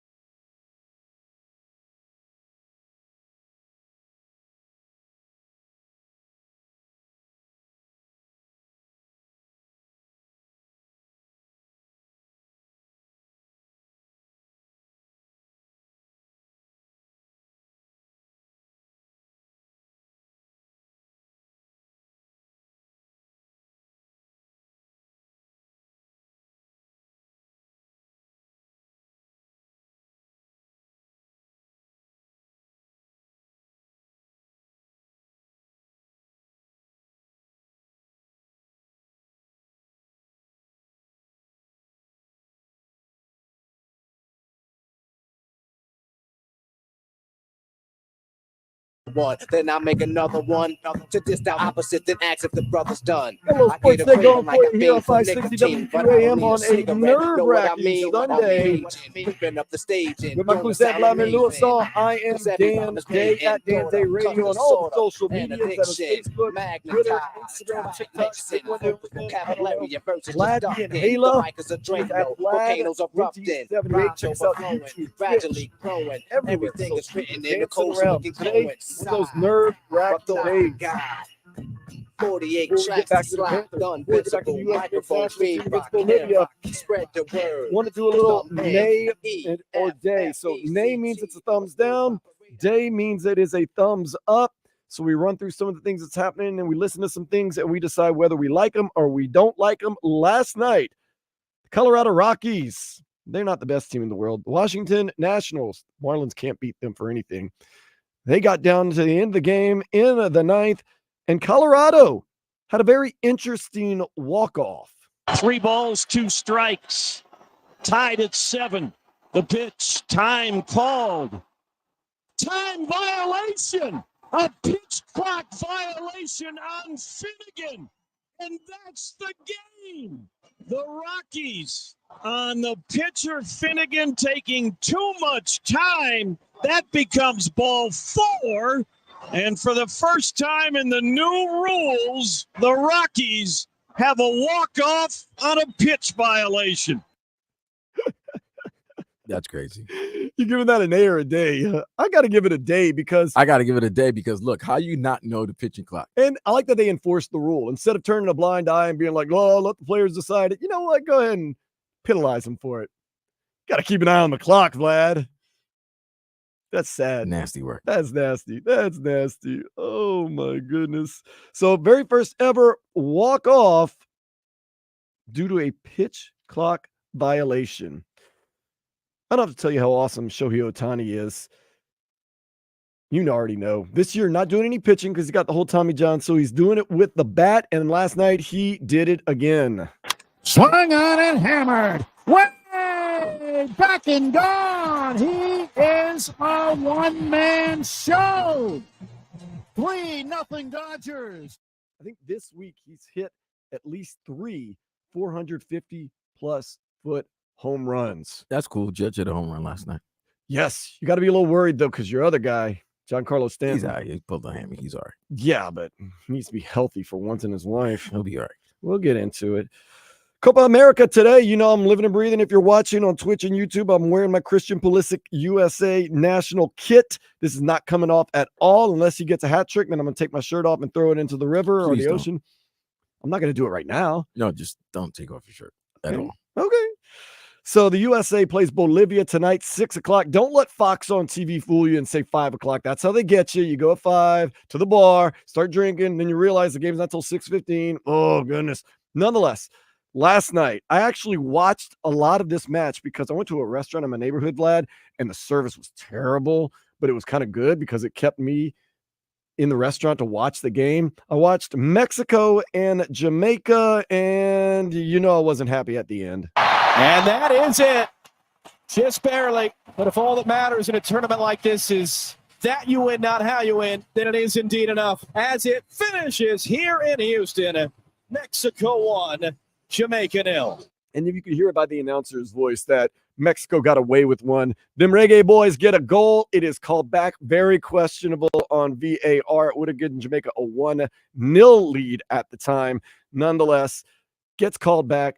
Mexico gets a goal, wins 1-0. Very upset about that. I'm definitely nay on that. I'm definitely. I'm sad that my Yardies lost. I know. So yes. And they did outplay them, and they did have a goal Yeah. called back. It Yeah. was upsetting for me, man. And then the service was bad. And it was an automatic 18% tip. I was like, is there any way that I can argue this 8% tip, 18% tip? Oh, because Jesus. Hmm. Yeah, you go into those, I was at a nice restaurant. Yeah, well, that's what happens when you go to nice restaurants. Yeah, I don't mind paying the like, percentage. and you probably ate a salad. I did not get anything, to be honest with you. There was a salad and a dessert and a drink, and it wasn't my drink. There you go. And then you should get pasta next time. How about you serve me what I asked for? How about Mexico in Jamaica. Jamaica. Come on, guys. So next week, a week from today, actually going to be out at the Weston Ale House for Jamaica versus Venezuela. Venezuela got a win last night over Ecuador, 2-1, surprisingly. So I'm going to be out there for a watch party, Vlad. Come on out, man. We'll take care of you out there. It's going to be at 6 o'clock at the Ale House in Weston. And I'll be there. Really cool stuff. If you get a certain type of beer, just come ask me. I'll tell you what certain type of beer it is. You'll get some messy type glassware if you're there early enough. And we're also going to give away tickets to an Inter Miami game. Oh, really? So, yeah, we got a lot going on, man. So, the watch party, I'm going to have to scale back on me cheering for Jamaica because apparently there's a large population of Venezuelans in Weston and at the Ale House. Okay, so you're doing something out there. All right, I'm gonna show up and support. We're a package deal, bro. Let's go. So we'll take care of you. And then, like I said, you order a certain beer, which I will tell you. Just get there. I'll tell you what beer to get. And if you're there early, you'll get a certain a messy glassware. Is there a game on Saturday? Is Inter playing? Yeah, Inter plays up in Nashville on Saturday. At what time? 7:30? 8:30. 8:30? Okay. So then, all right. So you could watch the game and then watch the Inter Miami game right after. Yeah, basically, we'll have them both on. And then, like I said, we'll also be giving away Inter Miami tickets. So just come find us out there. I'm gonna be chilling with you all Saturday, huh? First is the show. Sunday. Oh, is it Sunday? Yeah, it's a Sunday. Okay, I'll be chilling with you on Sunday. Saturday and Sunday. We'll be here all day. Yeah. So when we get done at 4, we're going.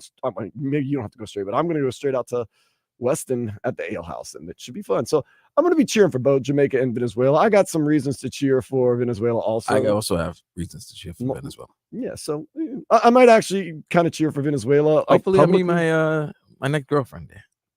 I can help you out with that too. I can introduce you to some Venezuelans. Let's bring this thing full circle, Vlad. Enough about the sports. Yesterday, I told you Ice Spice has a new song called Fat Butt. Oh, Jesus. PhatButt, in case you're spelling along at home. I got some music for your ears, Vlad. You know, you are, to me, my hip-hop guru. I know what I like. I know what I don't like. But, you know, I'm not as skilled as you are, although I have worked in hip-hop radio, so that's interesting. Have you worked in hip-hop radio? Yes. Okay, so you and I are both equal on that aspect. Because I was going to say, if I've worked in hip-hop radio and you haven't, well, maybe. Nonetheless, I want to hear Ice Spice, Fat Butt. Hate me angry, hate it ain't me. How the still chewing in gray shorts and a plain tee. Matters if I was them. D&G and it's custom. Cuban link with a pink gem. I'm the one who they pumping. Rap, pop chart, toasting pop tarts. Use the flop, knock it off for the champagne. I'ma pop it off. No, you ain't like that. Post a pic and he like that. Fat butt with a back tat and I've been bad like Mike Jack. Okay. All right, Vlad, thumbs up or thumbs down, nay or day? That sounds like a nay. No, it's well. First of all, it's kind of hard to hear the words the editing, with the editing. Well, so, it was edited online. I didn't do the editing. Oh, damn, just struck out. It's a bop. I listen to it. I don't got no nay or day on it. It's I got to hear it. Let me listen to it. It's done something different though, from her. Kind of sounds like a diss track. It sounds like she's really trying to go in on someone or on some subjects. So I'm gonna hear the song again, but I like the beat. So and I kind of like her flow on it. To be determined. Yeah, it's a TBD. I kind of like some of the content she was saying. Well, I mean, what I can understand. So now this next one needs no editing at all. It's straight up clean. And I put it together for you because I know you wanted to hear this one if you hadn't heard it already. The God, Rakim, is back. Song called Be Ill. Let's hear it. Beware of fashion dribble, call hard, Timberlands, contest, ops flop, I stomp limitless, average spitter. Your response, my competition, get them on next. Blast like when the farm was lit, lab hitter, progress, the God beneficent, patterns differ, context, my compositions hit, fathom quicker, conquest, a conscious lyricist, atom splitter, complex is quantum physicist. Heard enough? Yeah, I mean, we can't play that much, man. We only have a certain amount of seconds that we can play. I know. Not a rule follower. Clearly. Straight seriously. It's the R, so I'm always gonna listen. I'm not too excited about the beat though, but as a matter of fact, I wish both beats to switch for each song. I think the Rakim beat would have been better for Ice Spice's Fat Butt, and I think Ice Spice beat for Fat Butt would be better for Rakim's lyrics for BL. So maybe they can collabo. Yeah. Ill Butt. That would be a song. Ill Butt? Have you ever seen an ill butt? Fat ill? Fat ill? Ill fat butt? Or be fat? Fat butt be ill. There you go. But let's put it together. You know what? We should do a mashup. We should mash up the two songs, and then that way, Fat butt be ill. ill. And then we could copyright it because it's our own personal take on it. I don't know if that's gonna work, but nonetheless, you like when people do that when they like would do something like mash it up. It's got to be good. Like the Numb Encore mashup was great. Yeah, no, with Jay and Linkin Park. Oh, that no, was a good I love it. mashup. But have you ever noticed people try to do that sometimes? And then, of course, they get cease and desist and soon they're like, well, no, the creativity of me putting their music together I mean, is my own content. It's like, no, but it's still one their of creative the content. best albums ever done. Danger Mouse? Was the Gray album. Yeah, Danger Mouse. Yeah. Yeah. When he put him on the map. When he took Hove's Black album and put it under the Beatles White album. Beatles White album. Beatles White album, yeah. Jay-Z's best album was the Black album, though. I mean, I know that Blueprint is a classic and everything, but just for listening's sake, definitely. And I love the Black album too. Bobby's in my top 3, but it's not his best album. What's his best album? Reasonable Doubt. I'll disagree with that. No, Reasonable Doubt. It's hands down. His first album is his best album. Everybody also says the Blueprint is an all-time classic. Blueprint is a great album. I thought it was okay. No, Blueprint's great. It was okay. Blueprint's a classic. He's got like 4 classics. Black album though. Whew. Love Black album. First time I heard it, I was like, whoa, and you go out on that? Love 444, love American Gangster. You go out on that? I love American Gangster, but his best album is Reasonable Doubt. Okay. I'll defer to you on that. But if it comes to listening and bopping and moving, got to listen to the Black album. Fade to Black. Well, hopefully, no matter what, we're fading to black tomorrow night. Panthers, Oilers, 8 o'clock, Emirates Bank Arena. Season ends tomorrow for both teams, for all teams. The NHL season is over. Dude, every hour, I'm telling you, every second that goes by is I get more nervous. I'm feeling better and better as the seconds go by. How? I don't know. How? I'm talking myself into it. How? Talking myself into it, I believe. I believe. Bro? Like, have you not seen how they played the last 3 games? I have. Well, no, sans are seen game 4 because I was in New Orleans and I really couldn't watch the game because people don't watch hockey in South Louisiana. But nonetheless, I've seen it. I've struggled through it. I've been frustrated through it. Doesn't matter if they win tomorrow night, though. We're going to get into that next. And of course, if you want to call or text 305-567-0560, that in the U.S. did lose to England at the T20 World Cup of Cricket. More next on 560 WQAM.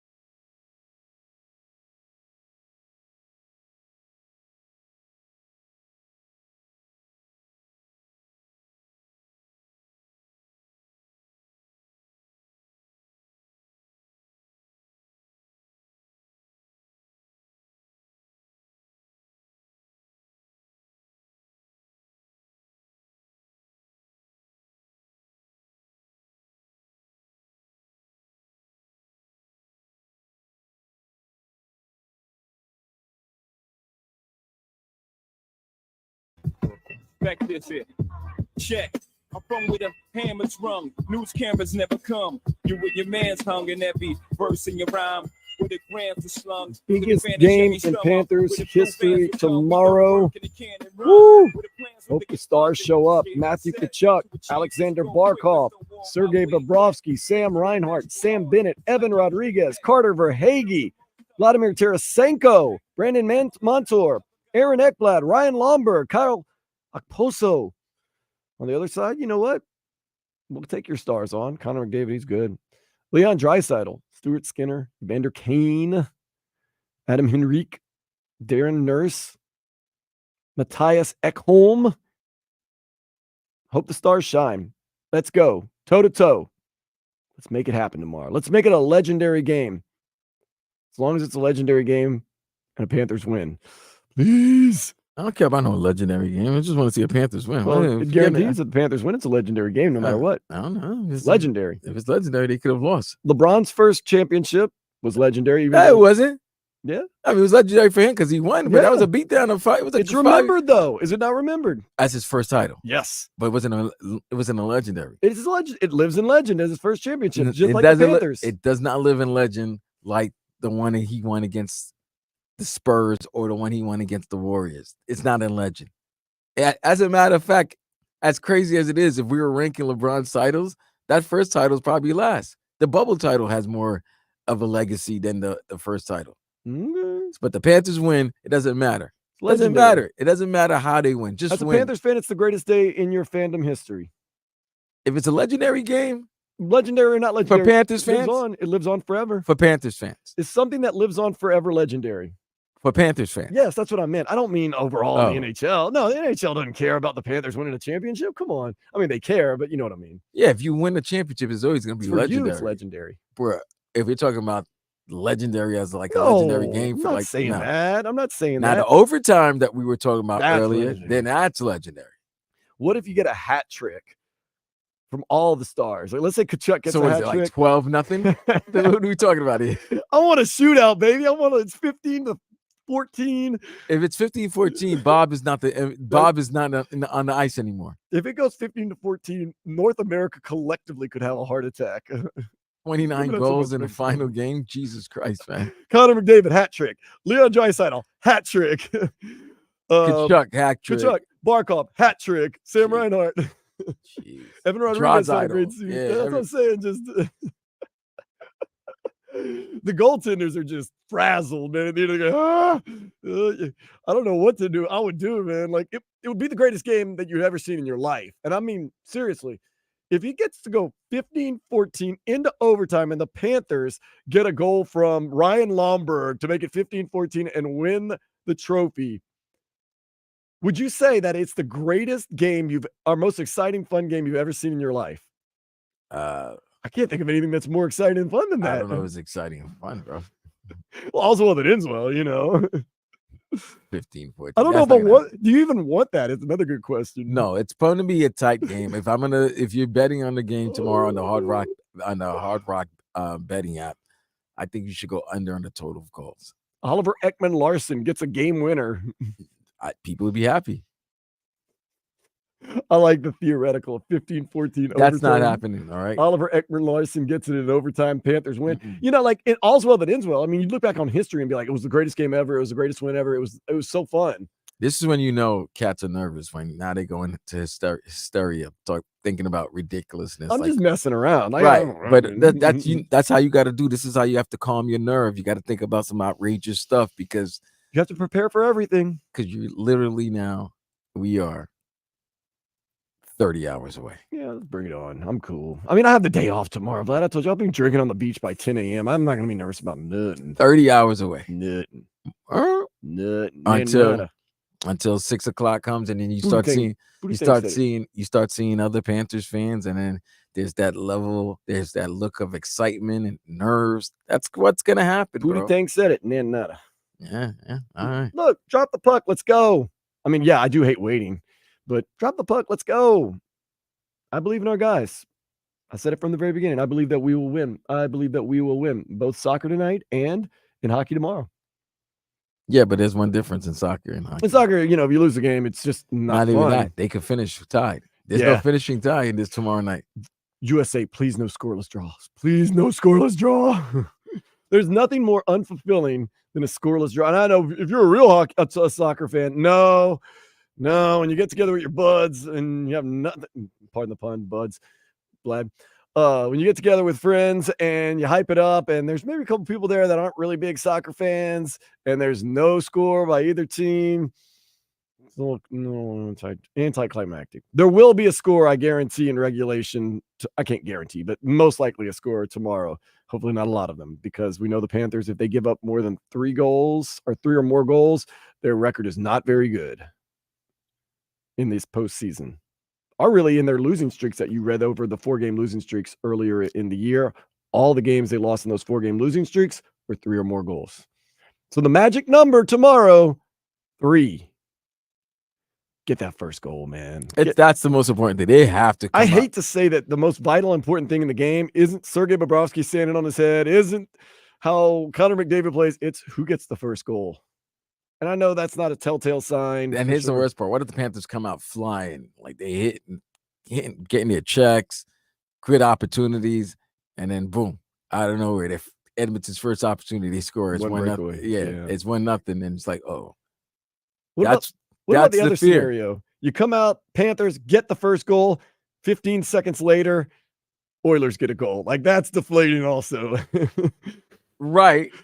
But at least they scored the first goal. Yeah, at least you set the tone. Right. They just had answer. I'm afraid if they set the tone. Ooh, I don't want them to set the tone. Because because it's not like the Panthers can't answer. It's just that when Edmonton sets the tone, it's a pretty fast-paced game. It's West Coast. It's a tone for a minute. It's not a short tone. It's an extended period of time. If we can get the first goal too, it also shows us that we can score, because we've had some issues with getting shots and goals over the past couple of games. The shots on goals not been much. Hence why we're losing. Right. I mean, I remember Game 5. They only had 2 shots on goal going to the second period. Yeah. There's been some times that they have had trouble getting shots on goal. And there's been some times they've been somewhat sloppy with the puck, which has led to a lot of breakaways. And we know that's what Edmonton wants to do. They want to run. They want to gun. They want to West Coast it. They want to play that style. And that's the thing, though. You set the tone playing fast like that. I might hit Fort Lauderdale today. I think everybody's partying today. Yo, Trevor, let me know if the ESPN, TSN, Sportsnet people are at Fort Lauderdale Beach right now. Because they're probably there to celebrate right before this big game. This is big for everyone. They're from Canada, eh? They're from Canada. They're down here. They love coming down here. Nobody wanted to party in Edmonton. So they're happy that they're back here for Game 7. But I'd rather party in Edmonton than Boston. Obviously, the Celtics would too. That's nasty work, bro. I didn't do it. I'm just saying that South Florida could be the capital for championship celebrations. Hopefully it is. Come tomorrow night. By one team who's your rival and the other team who beat you in your city. Oh.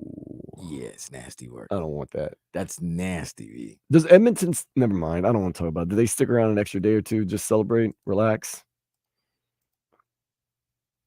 Damn, we just gave up a home run. Edmonton, no, they chilling for a minute. They chilling here for a day or two. They definitely chilling South Florida for a minute. Their parade probably won't be until Thursday or Friday. They probably make it Friday so that everybody could be closed for that day. So they'll probably chill out. They probably chill here till Wednesday. Get back Wednesday afternoon, Wednesday evening back to Edmonton if they win. If you're a good Panthers fan, Vlad, don't let them in. Don't let them in your bar, right? Hell no. That's what you said yesterday. Hell no, Las Olas. Don't let them in. ER, nah. ER, don't let them in. Elbow room. Nah, I know you get a lot of tourists. Don't let these tourists in. They ain't coming in. Win or lose. Lose, they can come in.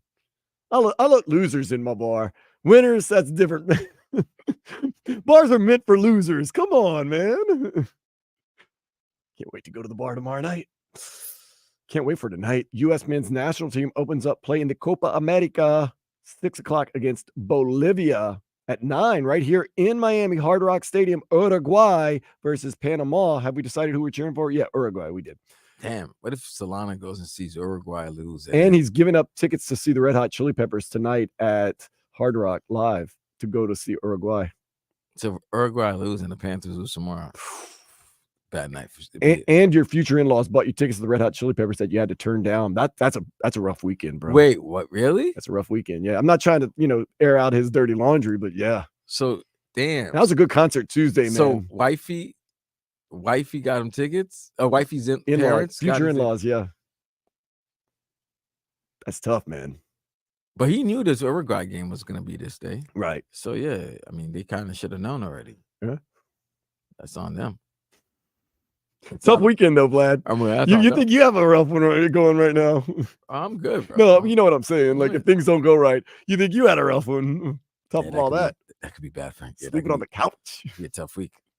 I mean, I might be sleeping on the couch tonight too, but that's for different reasons, So Trevor has said Dan Day, Fort Lauderdale has all the Oiler fans. Good. I'm not going to be in Fort Lauderdale tonight. And so wait a minute. I don't really think I have a problem with Oiler fans. Has Fort Lauderdale turned into like how the Bills when they come down to when the Dolphins play? Bills take over elbow room and all that stuff. Yeah. I do we have problems with Edmonton Oiler fans? I don't particularly dislike them. I don't have any reason to. Vlad, you've dealt with them over this series. Have they been polite and fine? Like, I mean, I give them credit. Edmonton fans are cool. That's hardcore to come all this way too. Yeah, I mean, Bobby stops they had to make. There's no direct flight from Edmonton to Fort Lauderdale. Edmonton fans, we don't hate you right now. Hopefully you feel really bad tomorrow, though. I wish you nothing but the worst tomorrow. Hate to be like that, but that's just the way I am. Am I wrong for that? Edmonton fans, I don't hate you. I just wish nothing good for you these next couple of days. I mean, not next couple of days. No, I want to cover my bases just in case something just happens. Don't want nothing good to them for 3 hours from 8 p.m. tomorrow, Monday night to when the game ends. You're not covering your bases enough, man. I need full coverage. Have a good time tonight. Good luck. All day tomorrow? Nah. And about into the middle of Tuesday too, just in case the game goes like really late or something, or there's like a power outage or something. I don't want to get through a loophole. Edmonton fans, love you. Have a great time tonight. All right. All day tomorrow. No good luck. And a little bit on Tuesday until you fly back. Let me ask you this. Safe travels. Let me give you a scenario. Safe travels with your tears of pain. Go ahead. If Edmonton's up 2-0 going into the third period, how confident are you? I'm not leaving the bar because, like we said, I'm going to be at Lost Weekend down on Espanola Way in South Beach tomorrow. I am not leaving until there's an absolute dagger because I do not want to be the guy or girl. You know what I mean? The person that walks out like they did like some people did probably in Game 6, 2013. I am not leaving until there's an absolute dagger, and I know there's no way because I don't want to walk out, something happen, and me say like, oh, The reason why I present that scenario is because of the Panthers being so known for their third period. Mm-hmm. So if they're down 1 goal or 2 goal going to the third period, I'm not dead yet. You're not dead. And you're it's still confident. And look, crazy things happen in Game 7s. Pressure starts getting to teams. There's a cup on the line. It's not over. Even so, you're going to be feeling like that whether they're up 2-0, 1-0, 2-0, or they down 1-0, 2-0. They're up 2-0. I'm still. You're still nervous if they're up course. 2-0, even though that third period is they're known for their third period. It does not. So matter. you see, even the variables that right, that have been given that you've seen over throughout an entire season, even those variables that you can always count on, like yes, numbers. It's out the window in a Game 7. Numbers and statistics, you throw them out the window. What do they call it? Sabermetrics and all that. In big games, in championship caliber games, you have to throw them out. And we've seen teams go with the metrics. We've seen Dan Campbell do it. We saw years ago they pulled Snell out of the World Series game when he was lighting up the Dodgers because for 1 game sample with everything on the line, over a season, I do believe in the numbers. I believe in sabermetrics. I believe in all that stuff. For 1 game championship, those numbers do not apply. And it's not just because of that. It's a smaller sample size. Over a large sample size, numbers and sabermetrics, I do believe in. That's why over 1 game where anything can happen, all that sabermetric stuff, throw it out the window. And the sport where you can score 2 goals in 2 seconds. No, a deflection, just some weird angle, something crazy, and that's it. Like you could go into overtime 2-2, and a shot that deflects off Your own a guys. defender or your own guy or hits off a skate and that's it, and it's over. It hits, it goes back in the net, light goes up, series over, season over. You either win or lose. I was just now thinking, Vlad, what's going to make me leave early, possibly to beat the trolley home or to whatever? It's going to have to be like either team getting absolutely buried. Like if it's 4-0 with 3 minutes left to play, I might say, okay, that's enough. But outside of that, like I'm pretty locked in. Like I said, 4-0, 3 minutes left to play, maybe 4-1. Okay, that's a long shot. But I'm not leaving 3-0 going in. If one team's up 3-0 going into the I'm third. serious, yo. That's how crazy it is. Even if one team's up 3-0, even 4-0, I'm not thinking it's over. 4-0's tough, but yeah, I'm still going to stick around. No, because it all depends on how quick they. All right, so say they go up 4-0 late in the second period, right? Yeah, that's what I'm saying. Right, if they go 4-0 late in the second period, but what if Edmonton scores right before the second period ends? It's 4-1. Or right when the third period starts. No, not even starts. Like it's 4-1 going to the third. You're like, okay, fine, you're 20 minutes in. But if they score a goal 2-3 minutes into the third period, it's a 2-goal game. Now you're worried. Right. Now you're worried. Look, I'm not resting easy until I said, like, I know there's an absolute dagger. And like I said, I'm not putting the dagger in until it's an absolute dagger. Like I said, if a team's up by 4 goals with 3 minutes left, I'm going to probably hit the dagger. Other than that, I'm just going to tough it out. Yeah, I was think that, that's what I'm saying. If you're up by 4 with 3 minutes left, I think you win. It has to be something very, very, very obvious for me because and hockey's one of those sports where it's not over, man. You can score goals real quick and things can turn real fast. So, yeah, just hold tight. All right. And if you're one of those people that's buying a $1,200 cheap seat or a $5,000 lower bowl seat, I wouldn't leave early at all. And I mean, if I'm at the game and the Panthers, even if the Panthers do lose, you stick around and you show I would show my appreciation for them. And, I don't want to see another team celebrating our ice. Okay, I understand that. And it's your money and it's your ticket, but I would always stick around just to kind of, first of all, get my money's worth. Second of all, kudos to your team and to their team. And that's the thing, bro. What if you spend a ridiculous amount of money? You're there for game 7. Watch this. You want to be there. I mean, this is like you said. This is legendary. This is historical. This is a memory in South Florida sports. It's going to go in the annals of South Florida sports. Either way. And they lose. Either way. And how they lose. Either way. Because at least if they get blown out, right? If it's like a 4-1 loss, you're like, all right, you've been preparing yourself for the loss. It's the overtime loss. It's the late, late second loss. That's the one that's going to hurt the most. That stays with you. That stings forever. I mean, it stings if you're never in the game either. I'm not biting my nails, Heat Colt. I'm not going to be doing that. I just want to be there. It's as much as I crap on game 7, only because of it's not the most 2 important words in sports. Most exciting words. It's not even that. That's what they say. I don't say. No, they say it's the two most important words, and it's not. The 2 Oh. most important words in sports is world champion. But game 7 for it all, and the way things have gone, like game 7 in the finals that's different. Game 7 World Series, game 7 NBA, game 7 Stanley Cup.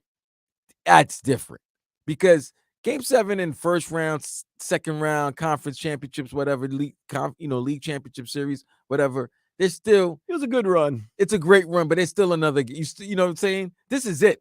This is the final.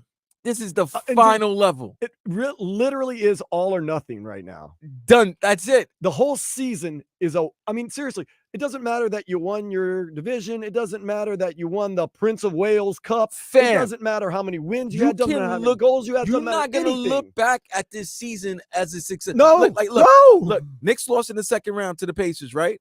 It's been a month and a half now. I can look at the positives of what came from the season, right? Dolphins lost in the first round to the in the wild card to the Chiefs, right? You can look at the positives from the Dolphins season. You can. Do not do this. You know, right? Panthers fan. You know what I'm saying? This is the only way it's a successful season. You got to win. If you win more. And you want to know why? Because you've gotten to the ending point, the final. And because you have said it since last season ended. We have one goal and one goal only to win the Stanley Cup. All the free agents came in. All the trades came in. They said it was marked very clearly from the first second I sat down. But we have one goal and one goal only. So that means a successful season is on that one goal. I don't care that Sam Reinhart or Sam Bennett had these goals. I don't care that they had a great record. I don't care that they won the Prince of Wales Cup. That wasn't your goal. It has been said over and over and over again. Am I right, Vlad? You're absolutely right. And gentlemen, ladies and gentlemen, I keep on saying this. There's context in losing. The reason why this is going to hurt and this will be a disappointing season is not because this was a, you win one, they win one, you win one, they win one, you win one, they win one. Right. Game 7. That's different. That's different. It wasn't like you were up 2-0. I would have preferred that. But it's not like you were up 2-0 and then they came back 2-2, 1-2. or would have been, No, it wasn't. Even 3-1. No, you were up 3-0 in the series. 1 win, 4 opportunities, but now you've gotten to the point where it's 1 more opportunity. And from the looks of what we've seen in these last 3 games, we see that one team is playing very much better than the other team. The team that was down 0-3 has completely outplayed the team that was up 3-0. And now in a game 7, when they have the 2 best players in the world, okay. How confident are you going into game 7 when your all-world goalie hasn't been looking all-world in recent memory? He's got it in him. But yes, you win tomorrow, it's a successful season because that's the parameters you set your successful season to. You lose tomorrow, I don't want to hear all this other stuff because that's not what you played for. And everyone has said it. It has been clearly stated what our goal is this year. There is one thing and one thing only. Therefore, your success of the season hinges on tomorrow's game 7. Like you can't say that because last year you said that. Last year you could say, our season was a success. It was. If our guys weren't hurt, we were a wild card. We were, 8th seed, and we upset the number 1 seed Boston. We set the tone for next year. Canada's favorite team, Toronto. We took out Carolina. It was all set. Boom. Injuries, whatever. First time in a long time you've been in the Stanley Cup final. Everything was planned. Everything's looking great. In the future, we're going for it all this season, and you've done exactly what you planned out to do, and you've gotten to the ultimate point. One game away. On a 3-0 with a 3-0 lead. Do what you got to do. You lose tomorrow, bro. No. You do what you got to do tomorrow. This set back the franchise at least a good 5 years, bro. Do what you got to do tomorrow. Do what you set out to do. Finish the race. No ifs, ands, or buts. No nada. You go out there and get it. Marlins, they're up 5-0 in the third against the Mariners. We can see if they hold that lead, although lately the bullpen, although last night they had some ups and downs, but lately the bullpen's been very, very solid, so we're hoping the best for them. Max Verstappen, Spanish Grand Prix. You already know that headline. And unfortunately, I don't know if it's unfortunate, I guess, USA did lose to England by 10 wickets. He _Colt says game 7 is like when your girl pulls a kitchen knife and you know it's over. Do you really know it's over? When your girl pulls a kitchen knife on you? Yeah. No, I mean, to me, that's just another day. It could be foreplay. I mean, sometimes ladies, ladies and guys get upset sometimes, Now, if you get stabbed or shanked, that's a little different. Yeah, because if the Panthers win, baby, it's cool. You're upset. You're passionate. You love me. Baby, there's spread on the fridge. Use that kitchen knife to make me a sandwich. Yeah. Okay, I get that. So if the lady pulls a knife on you and you win, it's like, oh, she was getting butter. If the lady pulls a knife on you and lose, why you trying to kill me? Yeah, okay. Man, let's get some butter tomorrow night. Speaking of getting butter, let's take a step into the day spa. Vlad, this one excites me more than anything. I had to send you an email about it. The Gym Twins. Have you heard about these guys? Holy crap. Yeah, this is hysterical. Holy crap. You can't make this up. Oh, no, you can, because we already know what color they are. 2 twin brothers separated at birth. In what town? In what Ohio. city? Somewhere in Ohio. That explains a lot. Okay. Give me a second. 2 twin brothers, identical twin brothers, born in Ohio, separate at birth, meet 39 years later. The similarities, crazy. Their babies have the same names. Their dogs have the same names. They have the same job in criminal justice. They've been divorced once, and their ex-wives and wives have the same names. Wait, so they married twice the same person with the person at the same in name? that order too. So like the first wife, their first wives were named Jane, divorced. Both their second wives, current wives, are named Sarah. Dude. That's some wild-ish, man. That's some wild-ish. What in the world? And like say 39 years never meeting. And they Same lived in jobs. the city, and they lived in Ohio, the state of Ohio. The state of Ohio, not And the same cities. right, They were right. like 90 miles apart. But even with that, like they did the same job. Like, wouldn't somebody like look at them? And they look a lot alike. Same baby names, same dog names, and not just the dogs that they have right now. Throughout their history of having dogs, have the same dog names. So are they identical or Siamese? They're identical. I mean, no, they're not Siamese. That would be really hard to do, Vlad. Yeah, I was just saying. So Same they're job. identical. Like they really have the same brain. Just mirror life, man. Same job. Like that's what I'm saying. They both wanted to do the same job. So that's what I'm saying. The same job part doesn't freak me out as much. But you would think they're in criminal justice. Wouldn't you think in criminal justice you see somebody with a name and like, damn, he looks like the same person. Like he looks exactly like, you know what I mean? That'd be like, wow, Dan Day looks exactly like this other Vladimir Luther. Like, oh, yeah, I think so. Are they related somehow? Like, it's Ohio, isn't it? You know what I mean? That's Ohio. Yeah, well, it's a very populated state. Yeah, but still, it's Ohio. This is and they're only 90 miles apart in the same. They I like know. they like You would no, think they you would run in a circle. It's somebody's And if gonna they're have to that put similar, wouldn't they be going to the same restaurants and bars and places? same schools, events? Yeah. universities. Like they pull each other closer. Right, because if they're so close, they probably got the same IQ. Like, come on now, they had to be some type of. Dude, it's this weird. is the Aquarius in me thinking, like, come on. It's weird, Vlad. These dudes are weird. I'm not saying weird like in a bad way. But No, not weird in a bad way. It's just like, wow, this is like this. Like, this is not something you ever think was gonna happen. Right. I was trying to make the joke of the old switcheroo with the wives, but this is just too weird. Nah, man. that's just weird. You can't even do that. It's just like it's too much similarities there, man. That's crazy. well, I mean, I'm happy that they met up. You know, they met each other. Twins, man. They've got a connection. Those twins have a connection. Man. Speaking of wow, we're gonna take a break from the Panthers talk because I just need a little break every once in a while because it's starting to get to my nerves and my soul a little bit. I told you. Yeah, that 7.2 now is like 6.3. Nah, it's a 6.3, boy. Someone recently spit some hate out of the used football team, and I think it was disgusting. We'll discuss it next here on 560 WQAM.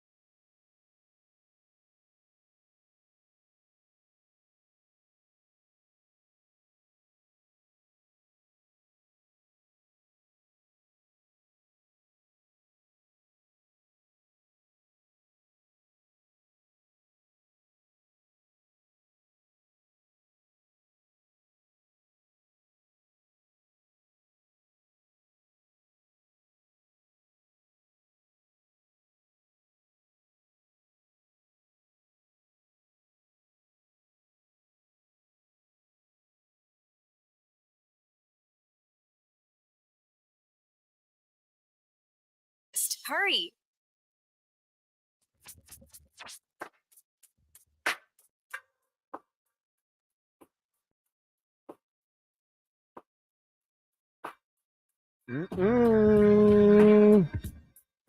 Florida Panthers on that.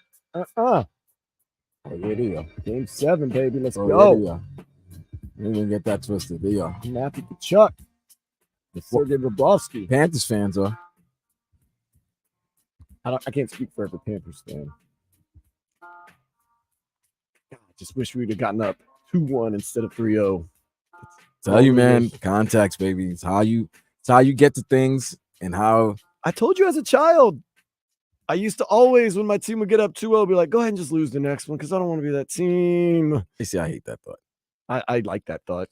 See, this is why I hate. And I think I've mentioned this before. I hate when they ask players how long you think the series is going to go, because it's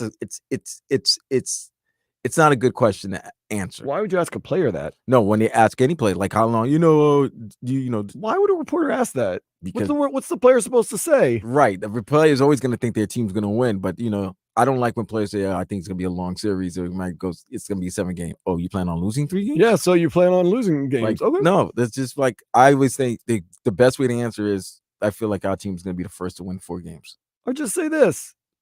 Throw it out there. I think we're the better team. I think our team will win 4 games. How many games it takes us to win 4? We're gonna win the 4. That's it. Lace them up and let's play. I don't care about that. Right, but then I don't want to say they force them, but these guys happen to answer the question. It's just, as a fan, I'm thinking, I know you want to be respectful to your opposition, but you're also giving me the inclination that, hey, you plan on losing 3 games. Yeah, like that's not the mindset. Speaking of reporters, seems like the U, no matter what, will always get disrespect. And even though the rules have changed and everyone broke the rules back in the day, and now there's NIL, still seems like they're getting a lot of hate. Did you see an Oklahoma State reporter for pokesreport.com recently said, and I'm quoting, Miami is the biggest cheating/tampering institution in the NIL area. And if they played in the Kremlin, I would not cheer for them.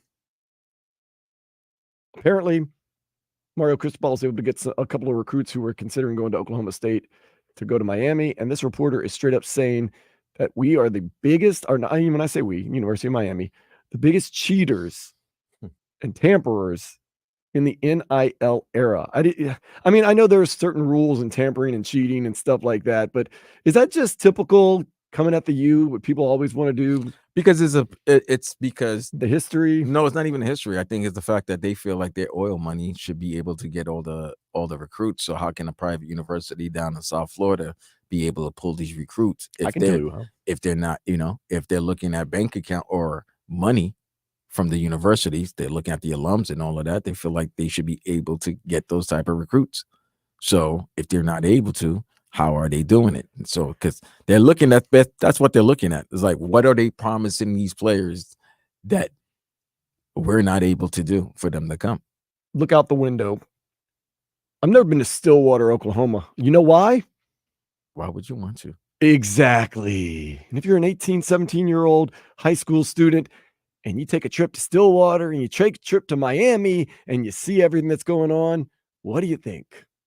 I'm sure there's some bad ones in Stillwater. I do not doubt that. But I can guarantee there's a lot of bad ones here in South Florida. Their 10s are like 6s here. Yeah. I'm telling you. I seen it. And the 6s here are great. Yeah. That's what I'm saying. So, like, yeah. You're still getting to play in the ACC, which is comparable, at least for me, to the Big 12, especially now. But then to go that step further, I wouldn't cheer for them if they were at the Kremlin. Like, come on. That's a little excessive right there. Whatever. It's like, whatever. You hating. You're hating. You're just hating. But, I mean, I can tell. Wait, where's Oklahoma State? In the Big 12 now? They still in the Big 12? Yeah, the Big 12. Whatever. Be worried that Deion's going to come up your ass, all right? Yeah. Don't worry about the U. Don't worry about the U and the 2 recruits that Mario Cristobal out-recruited you for. Nonetheless, it's just funny that the U still has this. And to say, why would someone want to come to the University of Miami? There's a billion reasons, and we've gone over all of them multiple times. Jeez. Same reason everyone wants to live down here. Same stuff.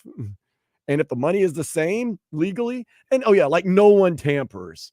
It's the U that does the tampering. Come on. It's a level playing field now. That would be the same for me to say, how are you guys getting South Florida talent coming to Oklahoma? You know, exactly. And there's South Florida talent all across the when we all know all this, the state of Florida talent stayed in the state of Florida. They would either go to the big three. So if you're getting some top 5 blue chip recruit going to Oklahoma State, I like to know how you're getting that, how you're pulling that. Yeah. Like, why would they leave the city of Miami or Fort Lauderdale, their hometown, to go to Stillwater? Tampering, cheating. All right. They don't know what do you cheat? They don't know what a mullet looks like. I understand what tampering is, because supposedly the coaches are not supposed to go to the players and broker deals or even introduce them to people who could give them deals. And I'm not saying, I don't know if anybody's doing that or not. I'm guessing though, college football hasn't changed much over the past 70 years where the coaches try to get as much of an advantage as possible. Yeah, listen. And I'm not saying anybody's doing it. I'm just saying, has college football changed? It's so different. All right. So I think here's what happened in college football. College football, the stars were always the head coaches were always stars. Mm-hmm. Coach Bowden, Jimmy, Steve Spurrier, the head ball coach, right? They were the stars. Bo Schembechler, like they were always stars because they were the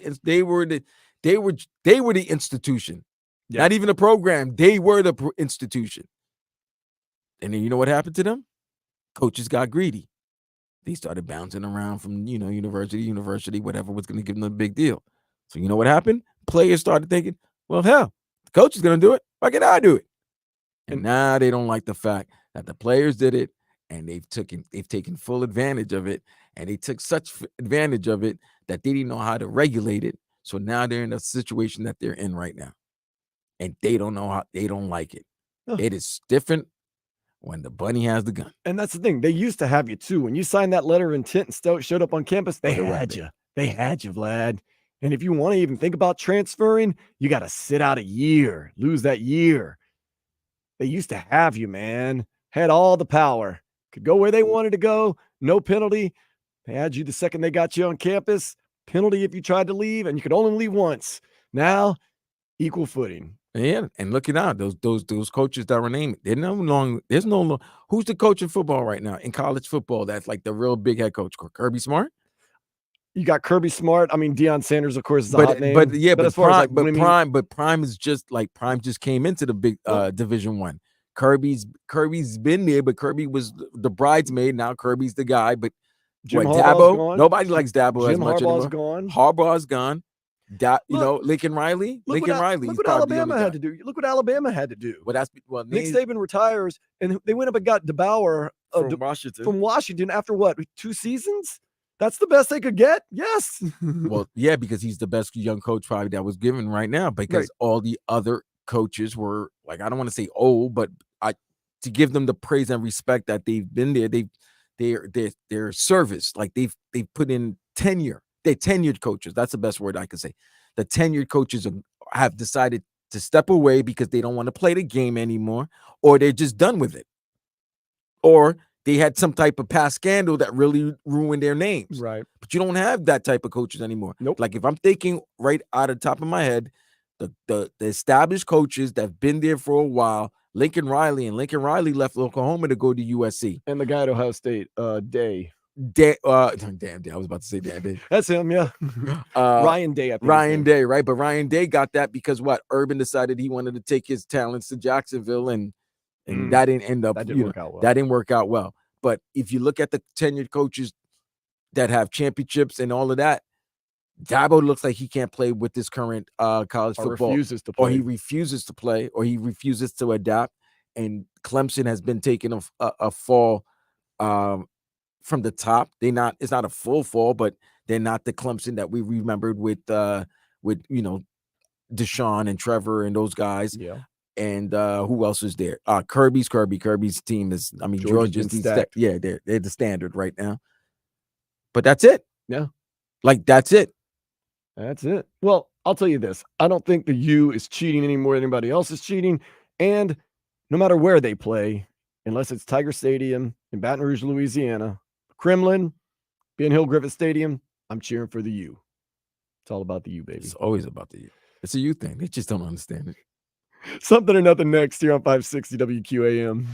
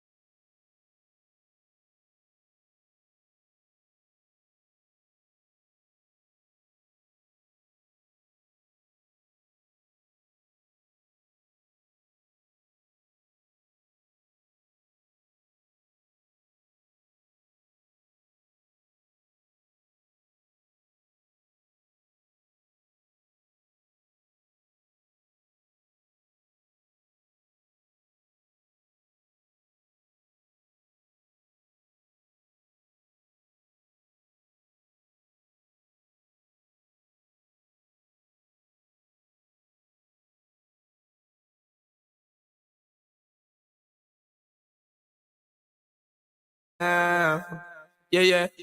Shonda Paul. Oh, Me go so then. Well, I don't I really want to care see the what light. Give me the people light. say. I don't really watch what them want to. Panthers. Still I got to stick to my girls like glue. And I might not play Step number into the two. spotlight. All I know the time is just getting jet. Lift that cup. The trees up in my head. Tomorrow night. I don't know the Don't walk towards the light. That's the other way to look at it. Some Paul. Got another hour to talk ourselves into the Panthers winning tomorrow, but it's really all up to those guys that are going to take the ice at 8 o'clock tomorrow night. Arena, 3 7 o'clock right here at 560 WQAM. It's going to be about 8:15 when they drop the puck nonetheless. Whew, here we go. Real quick, let's do some rapid fire something or nothing where you decide whether it is something or nothing. Coming up at 4 o'clock, rivalry, quote unquote, renewed in the WNBA. Indiana Fever going to be taking on the Chicago Sky. And it is Caitlin Clark, Angel Reese, the WNBA's version of Bird versus Magic Johnson. Is that something or nothing? I guess it's something. But they just played last week. They played a lot, it seems like. WNBA is like, let's get them going. It's great for Angel Reese. Gives her great. Well, she's balling. She's been balling very well. Both of them, and Caitlin's putting up numbers. So it's good. It's a good rivalry, but I also want to see them focus on the other 8 players on the court as well. Yeah, that would be nice also. Give a little love for both teams right there. Giancarlo Stanton on the injured list for the 8th time in 6 years for your Yankees. Is that something or nothing, Vlad? Got a bad hamstring. Yeah, I mean, I don't want to. I mean, it's something. Obviously, injuries there, but he's been playing well. He's been hitting really, really well this month. So it's something if it's a little bit more serious. But if it's just like he missed a couple of games or a week, it's nothing. It's had the injury bug, man. Our 2 favorite female tennis players, Jessica Pegula and Coco Gauff, they faced off at the Berlin Open in the semifinals. Jessica Pegula wins. Is that something or nothing? No, it's nothing. It's congratulations to Jessica. She's a hell of a player. Coco's a hell of a player, and Coco's leading the Olympic team. Yeah, she will lead the Olympic team. Yeah, so maybe it's a good thing for her to get some rest before she has to get ready to go to Paris. Oh, to Paris, Paris. We talked about this yesterday. I told you after Portugal won, somebody rushed the field and tried to take a selfie with Cristiano Ronaldo. UEFA has now said they're upping security, which they probably should have done from the very beginning. Nonetheless, they're going to up security after that incident. Is that something or nothing? I mean, it's something that they should have had done already. Like it's him. It's number 7, CR7 out there. And he's playing good. He's still playing good. So people want to. This might be their only chance to see him. So yes, you got to keep security. I don't understand how these security don't know what's going on with the pitch. How do randos and kids and stuff get past them easily? Like Messi took a selfie with a little girl the other. Remember that time? And it was like, seriously, guys and girls, let's tighten it up a little bit. Bubby the Elephant over in Europe has been picking the winners for the Euro Cup by kicking a ball at 2 goalposts. He has Germany winning today when they play Switzerland. Is that something or nothing? Oh, that's something. I'm going with the animal, man. You gotta go with it. Remember they had that octopus one year that was like 100% for a while, picking the World Cup games. Octopus, man. You know how bad and degenerate people have to be in gambling. That you bet on rando animals. They're not even betting on random. They're hoping. They're asking. That rando animals can make the selections for them. They're not good with their own prowess of making selections. So I've seen people during NFL weeks have their kids make the selection for them. Sometimes it's better than your own picks. That's what you just got to stop. You overthink it sometimes. That's why, ladies and gentlemen, that bottom line on the screen, the gambling when they say dial 1-800, addict and all that. That's when you need to do that. I understand. Parisians are threatening to poop in the River Seine today because Mayor Anne Hidalgo says she is going to swim in the river to prove that it's clean enough to be used during the upcoming Olympics. Is that something or nothing? Well, I mean, if they're going to crap in the river, clearly the river is not clean. Right. They're trying to prove a point that the river is not clean, but she's trying to prove a point that it is. I don't know if I want to go to a city if, the patrons don't like their city official that they rather defecate in their water. Yeah, it's interesting. That's a little weird. I don't know the move on that. Do you stand on the banks or do you get in there and you treat it like when kids go in the pool in public park. If you see something moving and floating, get the hell away. But I just don't know if you're someone that wants to poop in the river, how you finagle that. If you just sit on the banks or if you get in there and just kind of do your thing. I don't know. I don't really need to know. Did you see Taylor Swift the other night in London? Was she moving? No, she collaborated with Paramore lead singer Hayley Williams. They sang a song called Castles Crumbling. Is that something or nothing? Nah, it's nothing for me. You don't like Hayley Williams? It is what it is. I don't care. Right. She looked good. Oh yeah, man. She's an indie rock female rock star. Yeah, I like her. Last but not least, a TikToker says and has shown on TikTok the way he says the perfect way to pour a beer. It is not tilting the glass. It's not pouring the glass straight up. It is putting the beer can down, putting the glass on top of it, then flipping it. Something or nothing. That's something. If it works, whatever. Just looks like it'd be messy. Pardon the pun. Messy. All right. I see where you went with It's that. getting closer and closer to game time, and I'm not talking about the USA. We are now Bolivia game. 29 hours and 5 minutes away. I'm not talking about the Indiana Fever and the Chicago Sky. They played for the 8th time this year out of 15 games. Nonetheless, we're going to talk about that. We're going to go through everything that you need to be thinking about and how you're going to prepare for what is going to be. When was the most recent, most exciting game? It'd have to be back with the big three. We're going to discuss that next. I'll give it to you. All right, next, 560 WQAM.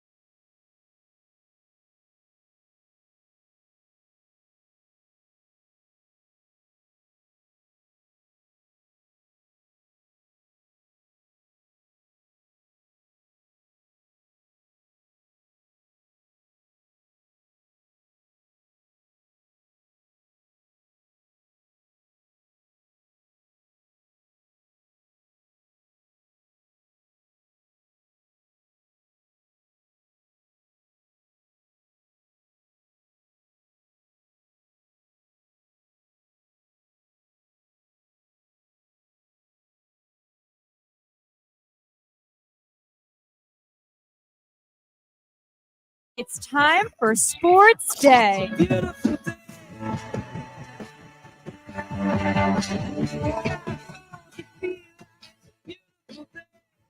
up.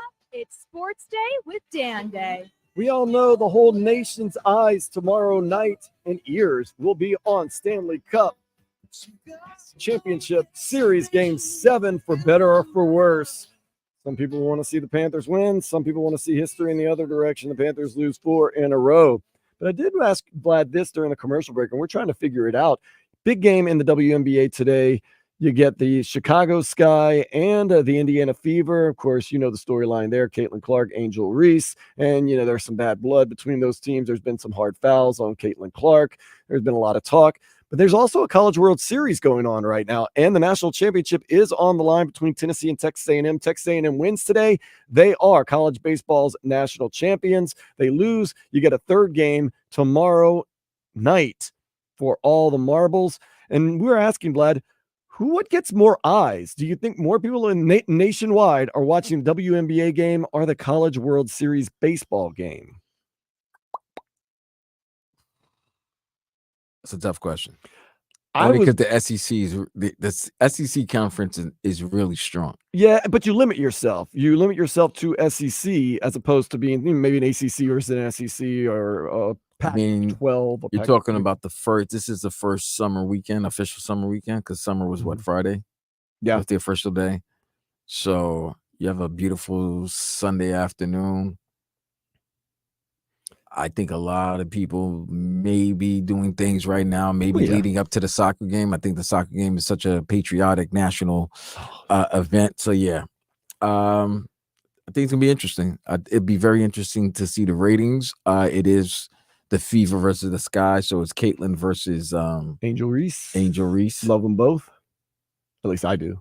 So, yeah, yeah. I was ready to tell you that if you had to ask me, I was going to say the WNBA will get more eyes. I think I'd say so. I think I'm wrong, though, because the Tennessee Texas A&M national championship game is currently on ABC, which means that the powers that be at the Disney or whatever corporation it's the same company decided to put the baseball game on national TV and the women's basketball game on cable TV, ESPN.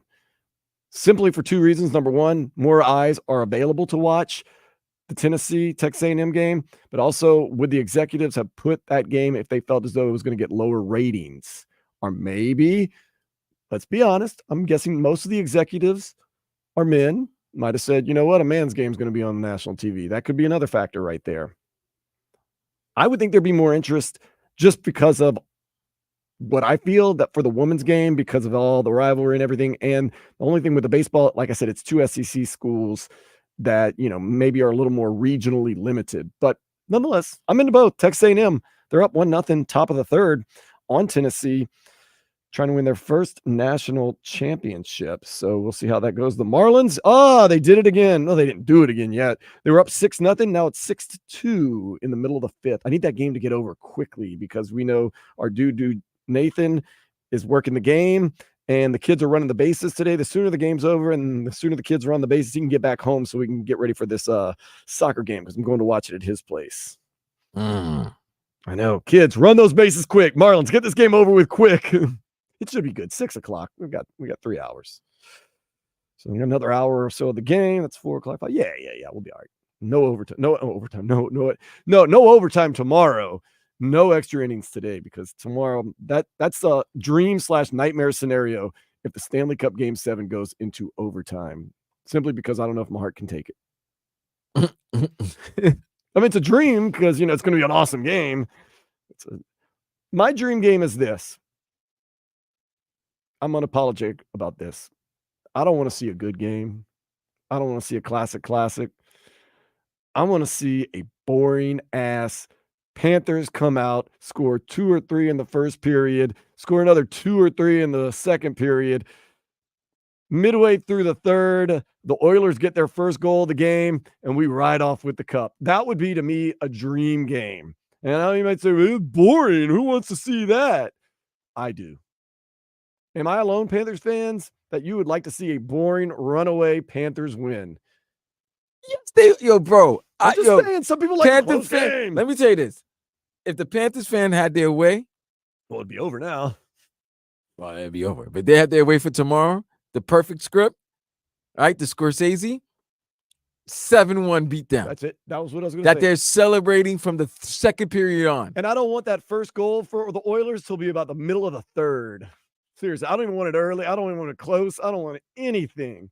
No, I'm Big Lynn. My mom always, oh, this isn't a good game. I wanted to see a good game. I'm like, but your team's winning. Yeah. It's not a good game. Yeah. She wants to see a good game. She's all about the good game. I'm like, Mom. I don't care about a good game. Like when you're not in a LSU game 7 and my team is involved. I just want the win. Speaking of College World Series, one year LSU was blowing out Alabama in the national championship game for baseball. And she's like, well, it's not a good game. I wanted to see a good game. I'm like, this is what you call a good game. Your team's winning. They're going to win. It's easy. You don't have to be nervous. I don't care about good games. I care about wins. Yeah, so go on and get a 3-0 lead, first intermission, 6-0 lead, second intermission. Yeah, we'll let it go 6-1. Then we'll get an empty netter 7-1 just for a little bit of icing on the cake. Let's just ride off with that cup. Get ready for the parade. Vlad, if you want to go to the parade, I'll work for you that day. It's not a problem. Nah, man. You gotta ride with me, man. I need my cousin with me, man. What the parade, bro? I might step it up that day. What the parade? I'm gonna let you know right now. Don't even listen, Len. Don't even ask me to cover the parade as a reporter. I'm covering. If I'm gonna cover that parade, I'm covering that parade as a fan. You understand? I'm buying a 12-pack of Prestige. I produced game 1 this season. Oh. Okay. So from the beginning to the end, I've been there. Game 1, when they lost, first game of the season. Yes, there. So I will be at Amarin Bank Arena for their last game of the season. I'm there. I am there. Follow this team. Ride and died with this team. Sure. Riding with them now. I'm riding with them now. I believe that we will win. I believe that we will win. I believe that we will. I'm scared. Told you at the parade, I'm going to buy like a case of Prestige and just hand it out to players as they roll by. I mean, you and I are going to drink some, of course, but just start handing them out. And I'm not throwing them. I know about parades, handing them. And then I'll have a couple of crazy stallions for the end of the parade, kids who run out, I got nothing crazy stallion. That's different. Maybe a shot of vodka here and there too. But yeah, no, I'll be there representing, being loud and proud. Let's just take care of business tomorrow night. I'd like to see a very, very celebratory. I mean, the season started in Minnesota and it ends at home. That's all you can ask. Start with a loss, end with a win. That's what if you can end your season with a win, that's your main goal. If you're a good team, if you're a bad team, that's all you want to do. I mean, you even if you're a bad team, you want to end the season with a win. So you just want to end your season in the postseason with a win. If you make it into the tournament and you end with a win, feeling good. That's all you got to do. I want to get a win tonight too, man. The U.S. men's national team, they are playing Bolivia, and I know it's Bolivia. It's soccer, man. It's international play. It's Copa America, 6:00. Anything can happen. Some people are arguing this is the best team we've ever fielded here in the United States, even better than the 2022 World Cup team that made it into the second round. Christian Pulisic back being captain of the team, number 10. Let's get this done. 9:00 tonight here in Miami. Uruguay versus Panama. Suarez is on the team for Uruguay. We'll see what happens with them. It's their first game, right? It's their first game of Copa. It's their first game of Copa. We started Thursday with Argentina, Canada. It was just one game on Thursday. So right, yeah. It always starts off with the first game, which is weird because there's not, you would have thought the United States would have been the team to play because the host country always starts off the right, but it's not really the host country's tournament, so that's what makes it kind of iffy. You know what I mean? Because it's really South America, but there's a lot of North America and CONCACAF teams in it. You know what I mean? But yeah, I think the reason they did it is because the World Cup is coming up. So it gives North America, United States, a chance to kind of prepare and kind of give it a dress rehearsal. And it also gives the teams from South America a chance to kind of prepare and dress rehearsal for the World Cup. So it's kind of a win. It's a win-win for everybody, I think. So glad it's here. You know how I feel about the rest of that.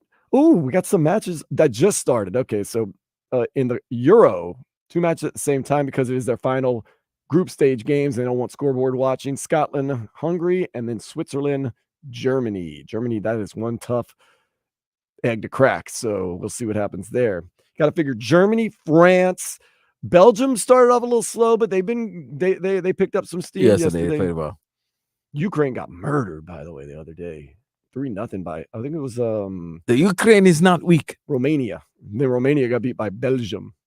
So that Euro's tough too, man. Euro and COVID. This is the time of the year, man, to watch some soccer. And you got a little MLS action going on.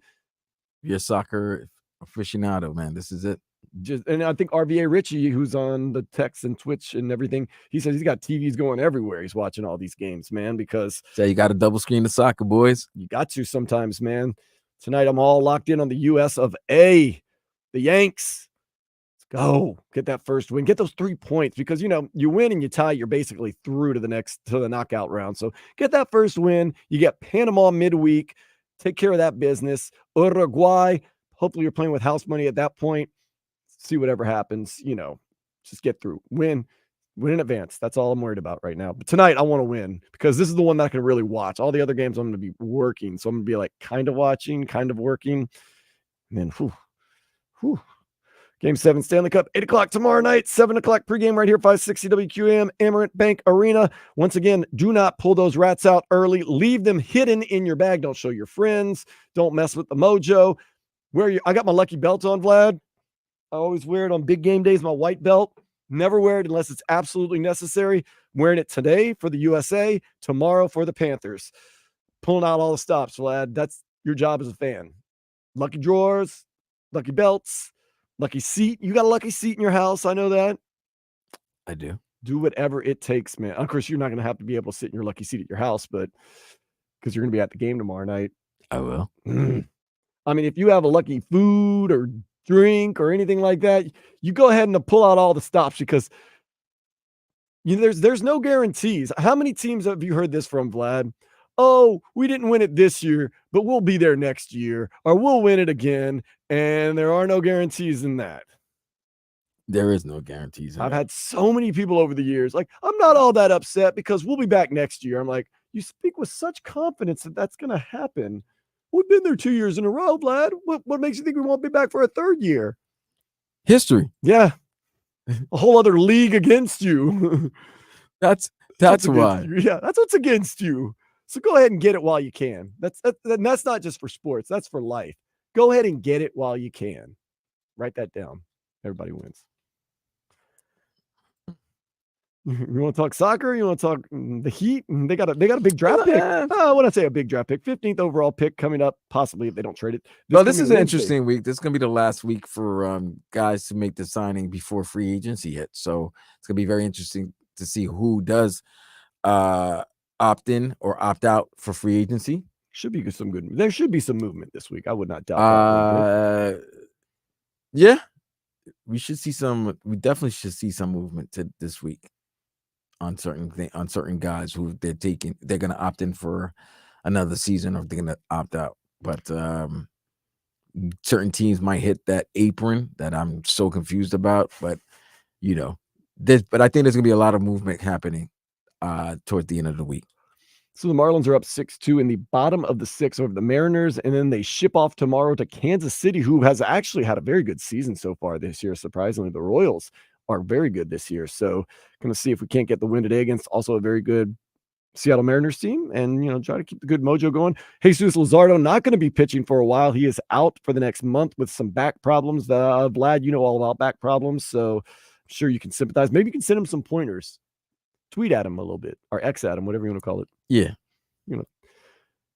Sha'Carri Richardson won the 100-meter dash final at the U.S. Olympic trials with a world's best this year, 10.71 seconds. It'll be her first Olympic appearance. I am so happy for her, number one, because I think she's great for the sport.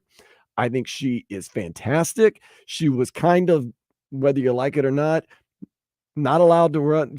I thought she was kind of treated wrong by not appearing in last Olympics, but she's even better this Olympics than she was last. Remember last Olympics at the trials, she came in second, this year first. She's got the best time in the world this year going into the Olympics. She's expected to be a major player, if not the player, since the time of 10.71 seconds to win the 100-meter dash. I like her sometimes because she pulls her weave off before she runs. I also like her because despite what the IOC says, she seemed like she all right. I don't. That's a wild statement, bro. My take on Sha'Carri Richardson is very odd right there. I'm trying to dance around a couple issues too. Look, she got popped for a substance that does not enhance your athletic ability, but was still not allowed by the IOC. Yeah, I'm just going to leave it at that. Her name is Sha'Carri Richardson. You're trying to say because she's a sister? I'm saying that the IOC doesn't like that look. Am I right? Am I wrong? I don't know. I'm not in the IOC. But they suspended her for a month, Vlad. Just the 1 month of the Olympics were going on. Yeah, that was dirty work. It's nasty work. Nasty work. Nasty work. Nasty work, man. Yeah. Yeah. But no, absolutely. But now you have something. It's also sometimes script writers need Oh, look at Angel Reese on TV. I told you, man. No. Relax. Whoa. Relax. You know you're old enough to be a father. Relax. Whoa. That's not even an outfit you go play basketball in. That is a modeling outfit. She's averaging 12 or 13, 11, and 2 steals a game. No, is it? Yeah. Double. What an Angel Reese skill that you don't think people are talking about. Back focus. Max Verstappen, he won the Spanish Grand Prix, beating Miami Grand Prix winner Lando Norris earlier today. And yes, Vlad, we had hopes that the USA could capture a very elusive win in cricket, but they had England, and England won by 10 wickets. So you told me earlier that they were up by 108. Yeah, but they had like 117 pitches, whatever. Google. So that's what I'm asking you. Googly's boobs. RPOs. So There's a lot of RPOs involved. So my question is this then, sir. How many runs did they give up to lose by? So they gave up 110 wickets. So they gave up 118 wickets. There was 115, 18.5 versus 117 over 0, 9.4. Fam, you told me they needed 108 runs and they only had 106 balls. That's correct. Yes. And they won by 10. They won by 10 wickets. Yeah. Wickets. So did they score 118 wickets? Yes. They score 118 runs? Probably on those 106 balls that they had. Because if you get a hit, it's not an out. So I guess it counts as. I'm not having anybody on the show to explain this. I'm not. This is ridiculous. But I'm not. I need to go to the spa. Let's go to the day spa. Let's go ahead. One more time today. Ooh, Vlad, this is right up your alley. Oh, a woman was worried when her husband was out late. So she texted him, where you at? And he said, I'm at the strip club. I'm at the strip club, which she said was a gray area because they had never discussed whether you could or couldn't go to a strip club. I got to discuss with you. Get the hell out of my face. So she decided, it's okay. Started getting worried at 4 a.m. when he didn't answer. So she called. And maybe he butt answered. Maybe he answered on purpose. So she hears, like a woman and him talking in the background, and then distinctively hears these words. And I'm going to be as PC as I can be. This is not gonna itself. Few more like back and forth. Oh, wait. She said this kitten is not going to love herself? No. He said this rooster is not gonna itself. Oh. And then there's some more indescript sounds, and then the phone hung up.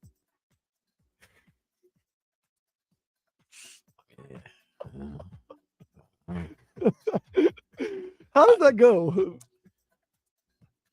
I've been in some tough situations. Yeah, this is tough because she overheard the conversation. Like she heard it. She only heard him distinctly say that. But the fact of the matter is she heard like what he said. So when she presents that statement right to him, he knows what he said. We all know what we said. You don't know the context because that's all she distinctly heard. You could have said, oh, that dude over there, I just walked by in one of the private rooms. And I heard him say, he said this rooster is not going to lemon itself. To muck itself. Yeah. No. Oh, yeah.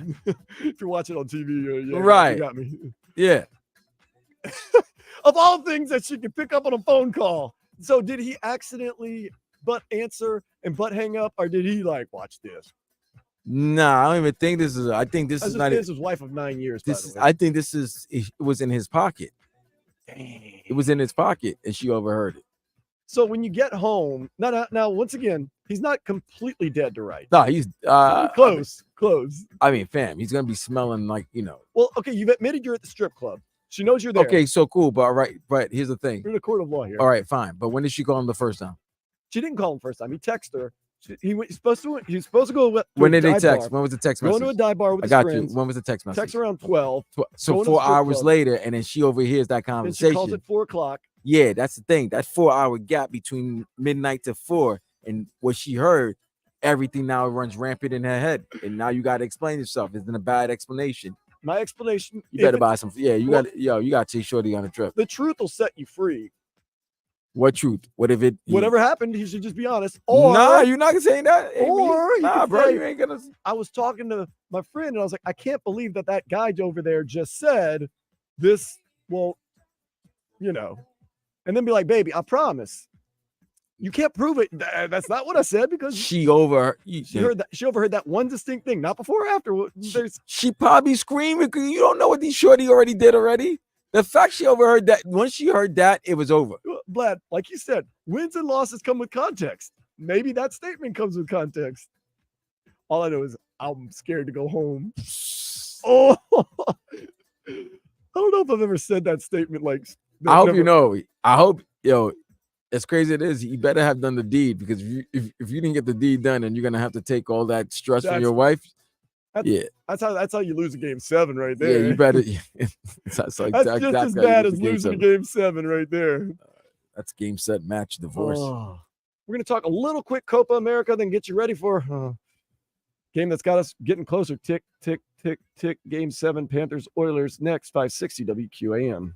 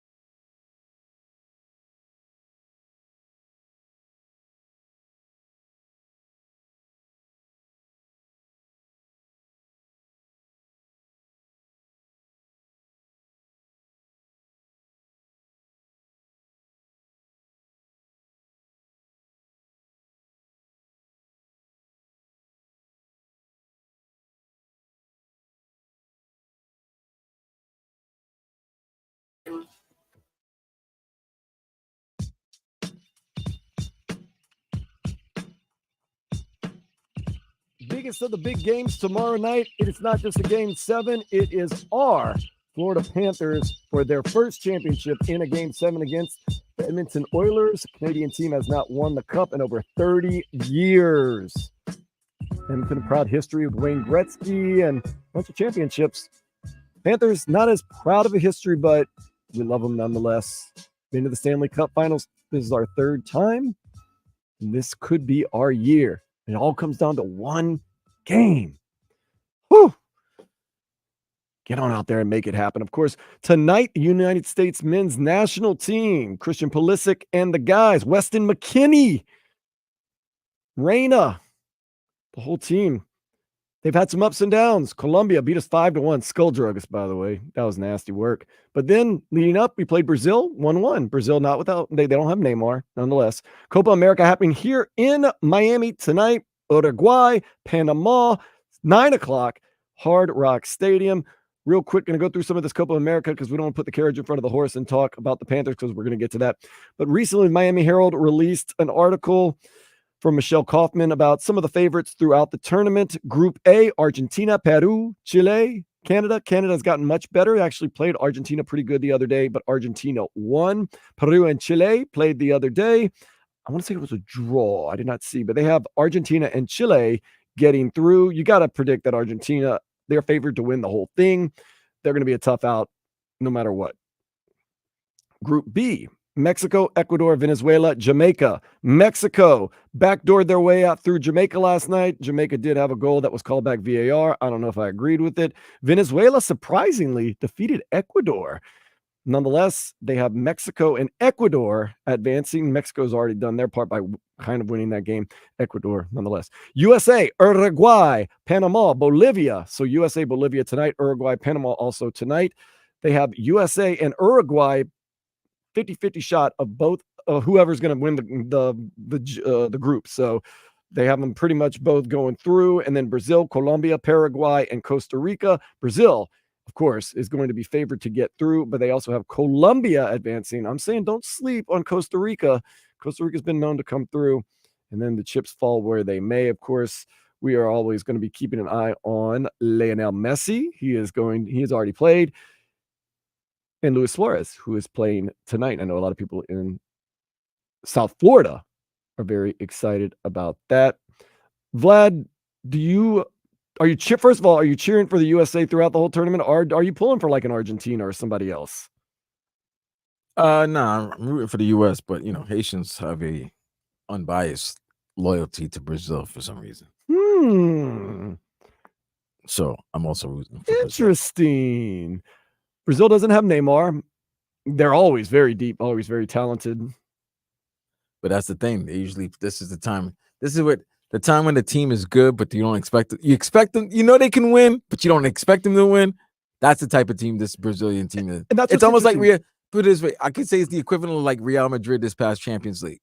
It's Real Madrid. It's the team, they're the legacy, but they're not as good as other teams on paper are.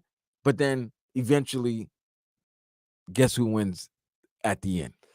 And soccer tournaments are always so hard to predict. Now, Brazil has fallen lately. They are all the way down to 6th place in the world rankings. Of course, we know Neymar isn't playing, and they did tie the U.S. 1-1 in the international friendlies. I don't put so much stock into these international friendlies because they're exhibition games. So Colombia goes in there, beats the United States 5-1. U.S. turns right around. Brazil 1-1. I don't know. I do like Argentina, of course. Argentina's Argentina. They got Lionel Messi. They might not play their greatest, but they play good enough to keep it close. And then they have, hate to say it, Vlad, star power that helps them get through some of their games. You know what I mean when I say star power? Helps them get through some of their games. Yeah, I know you're thinking about tomorrow. I know I am. 97-29. Venezuela beating Ecuador yesterday surprised me. And that's why I hold my breath for every game that I watch. Mexico, Jamaica did not surprise me. I was surprised when Jamaica got the first goal, and I was so happy. And then I saw the VAR sign, and I was like, they're going to pull this one back. The Reggae boys. USA tonight, though, Bolivia. I am so excited, so stoked, so pumped.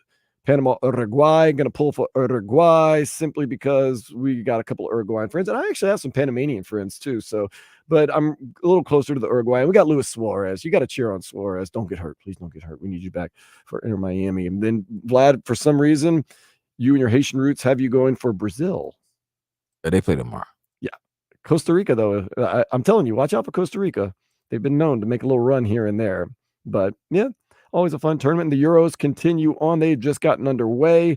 Germany, Switzerland, they've got a little something going on right now. Scotland is playing. Got to cheer on Scotland. I don't know. I'm not really cheering on either of those teams. I'm still worried about what's going on with the U.S. team. And I guess I've got my France team that I always love. They're always so good and fun to watch. And then Inter Miami's going to get back in action. Scotland and Hungary. Hungary's dangerous sometimes. They have been dangerous in the Euros in the past. They they beat France in the last Euro. I got up at 9 a.m. to watch that game. Good job by me. Does that hurt you, Vlad, a little bit?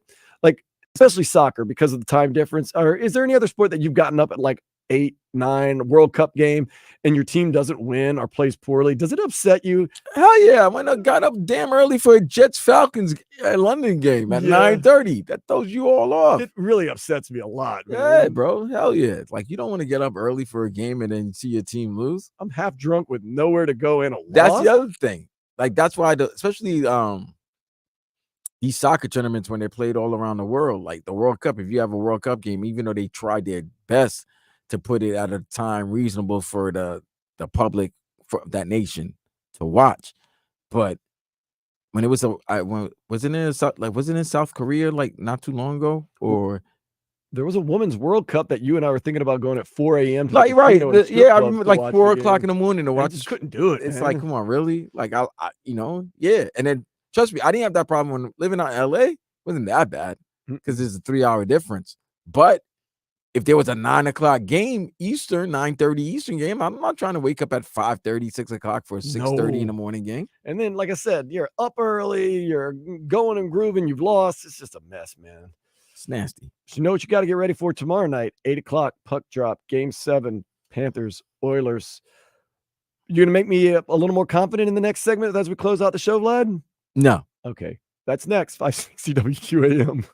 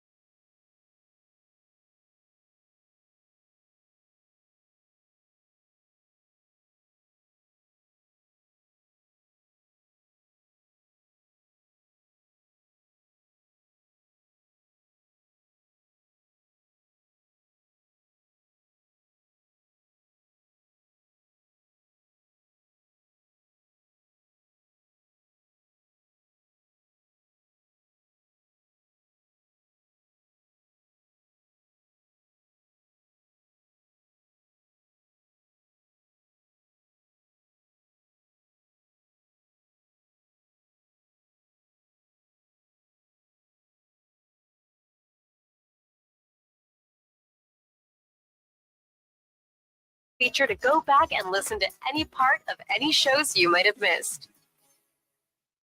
Yesterday's price is not today's price. I'll end the show the same way I began it. I believe that we will win. I believe that we will win. I believe that we will win. Vlad, take it. Imagine no, I'm not saying that. I'm not saying that. Thought I had to. Nope. I was about to say it, then I was like, nah. I'm still at 7.2% out of 10 for the Panthers. For the U.S. men's national team tonight, I'm at 7.2% that they will win out of 10. So they are 7.2 out of 10. So I'm pretty much equal on both teams winning. Soccer's just too unpredictable. Now, if I had a choice, I'm not glad you'll answer this one. If I have a choice between only one of the two winning, who do you think I'm going to take? Panthers. Yeah, come on, man. I can survive a loss to Bolivia or a tie or a draw to Bolivia. I don't even want to think about it if it happens tomorrow night. I don't want to think about it. I'll tell you this. I'm going to be so upset, Vlad. This is how upset I'm going to be. I'm not going to have a drink. I'm not drinking. Whoa, I'm that's not. major. It's too upsetting. Like I'm not doing that. I can't even enjoy it. I'm done. I'm going to pre-drink and drink during the game, but So tomorrow, Sergei Bobrovsky, Sam Bennett, Eetu Lesterinen, although he doesn't really play that much, very much. Sam Reinhart, Carter Verhaeghe, Paul Maurice can do something legendary. Legendary. Your legacy can hinge on one game.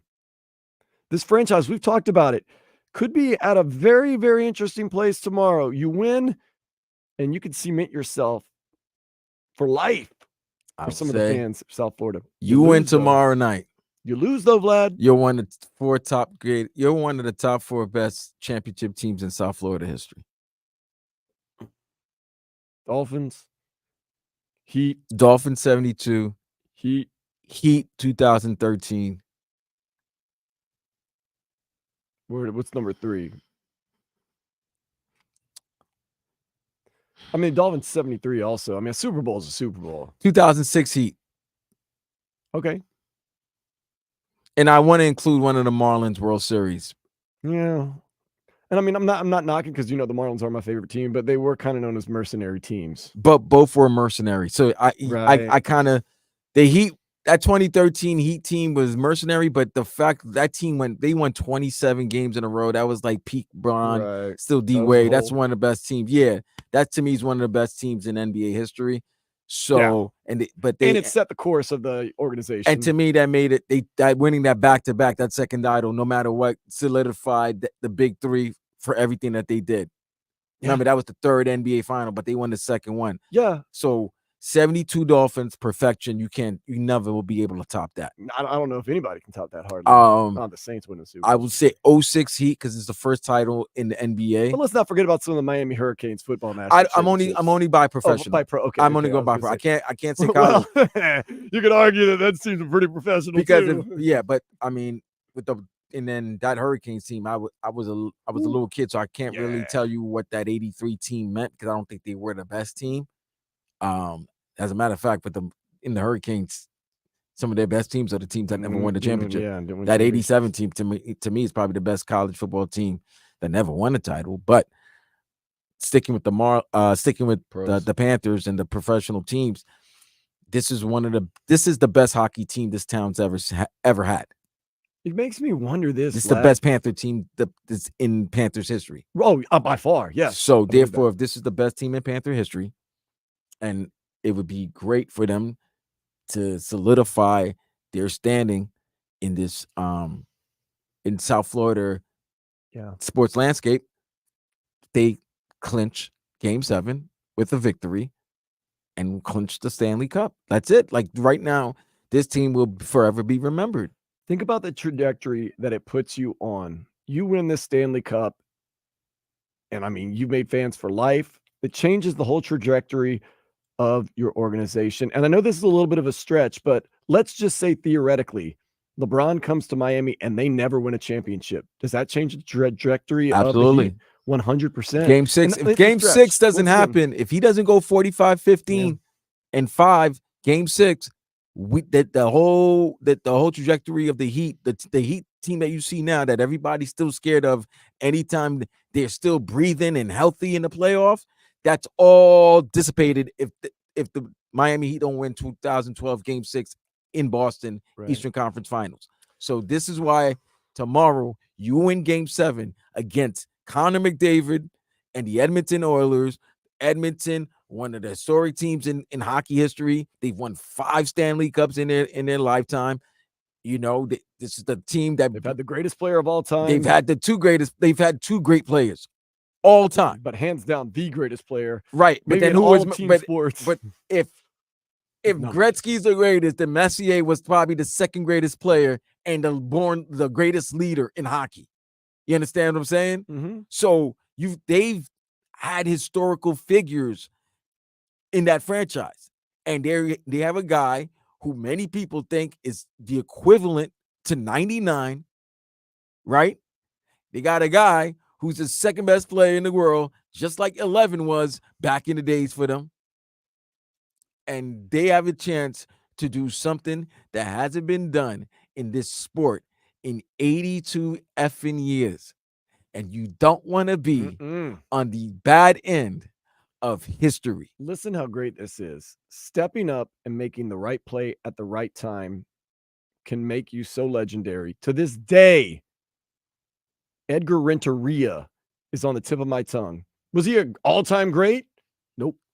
But guess what? In that moment, he was. Game 7. And he will always be remembered by a lot of people. Even a little kid that lived in South Louisiana remembers his name off the top of his head because he stepped up at the right place at the right time and made the right play. Pittsburgh. Let me go old school. Pittsburgh. Bill Mazeroski. Yeah, Bill Mazeroski. First walk-off. Maybe the only walk-off World Series champ. No. Well, only walk-off in a game 7. Game 7. Joe Carter hit a walk-off in game 6. No, that was a game 6. Yeah. But Bill Mazeroski, forever known. That was a lopsided series. If you looked at the Yankees wins, they won by double digits. Yeah, and almost every one of their wins. It was a 1-run loss. Yeah, it was a 1-1 losses. They lost every game by 1 run. They won every game that they played. That they just so happened to lose 10-9 in the big one. Yeah. Okay. So you're forever remembered. Kyrie Irving. Say what you want about that man, and as much as people want to take a shot at his legacy, and he didn't play so well in this past finals, you know why he's verified and certified? He hit the go-ahead basket in a game 7 in the 2016 NBA Finals. Let's go again. Michael Jordan, Craig Elo. No, but that's game 5. Don't worry about I'm that. just saying. That's first round. See, that's the thing. It still doesn't matter. It matters. It matters when it's championship. When it's the championship, it matters. All the other stuff we all can talk about great plays. But you remember these great plays. You remember these great plays, but you'll remember these great plays. But there's a difference when it is the ultimate game. Still, when you step up. Ultimate game, you immediately can remember Kyrie's 3. The old school can remember the Pittsburgh home run off the Yankees and Bill Mazeroski. They can remember that. Remember Luis Gonzalez for the Diamondbacks against the Yankees. Luis Gonzalez off Mariano. How do you remember the name Luis Gonzalez so easily? He hit the RBI single off the greatest closer of all time. Yeah. This is your chance. I mean, this is it. We're remembering some names right there. You never remember Joe them, Carter. But if I give you the name, you're going to remember why. Yeah, nobody says Joe Carter and thinks about his career. And Joe Carter was great, but he had a great career. And there's no knocking on this, but it was a game 6 and they had the lead, so they had another game to play. There's no game till after tomorrow. Okay? There is no game that's scheduled to be played June 24th. I'm sorry, June 25th. This is what it's all tomorrow night, June 24th, 8:18 p.m. when the puck drops. That is it. And I like the fact that it's guaranteed history. Guaranteed history, Vlad. Either it's your first Stanley Cup championship in your 30-year existence, or it's the first time in 100 years, it seems like it's close to 100 years. 82. And one of the few times in all of sports, especially in a championship series, that a team has been up 3-0. This is what you call the gut punch games, man. This is the one where you lose. Yo, your whole summer's messed up, B. Your whole summer's messed up. Like, I don't care what they're grown. They're humans. This is not something you're going to be able to turn around. And that's this is one of not those something things. you're not going to be able to turn around from this unless you get back to the agree. postseason and back to the same spot again. I agree. Last year, you lose in the Stanley Cup Finals all off season, all during the year. We have one goal. We're ready, and you and I are riding with them. You lose like this, and you come back next year. You'll see. It's like, okay, no, this hold tight. It's the wound is still too fresh. It's not. I'm not as okay. Let's do it. Right, It's like more, you know what I mean. You lose a little. I'm not saying you lose a little bit of credibility. You made the comparison, or you gave the example of, but it was college basketball with Virginia when they lost to the 16 seed. It's the only way to get it back. But they had a chance to come back next year with those players and know that the likelihood of a 16 beating you again was slim to none. And then you get past that and you keep rolling. And then you keep rolling and you eventually win because you were the better team. That happens. This is different. This is hockey. This is a goalie going crazy and standing on his head, making every kick save, glove save, stick save known to man, doing craziness. This is a game where this is one lucky skate hitting one the puck at the right a place, lucky the right bounce, time. a crazy bounce. All of a sudden, it's a breakaway. I'm starting to hyperventilate, bro. If there's one sport that anything can happen. I mean, many sports can. Baseball, a bad grounder, can mess up everything. But like exactly. But this sport, more than any of it, yes, this sport is where a weird bounce, a weird deflection can change the outcome of a game. 1/10 of a second of a lapse in judgment. Like that can change a game. Yeah, the Julian Edelman, great catch. The David Tyree, those are great catches. You know what I'm saying? Those are great plays. But you still can stop. It wasn't like the touchdown. The Tyree was just a first down. You could have still stopped that pass to Plaxico Barris. You still had the ball back.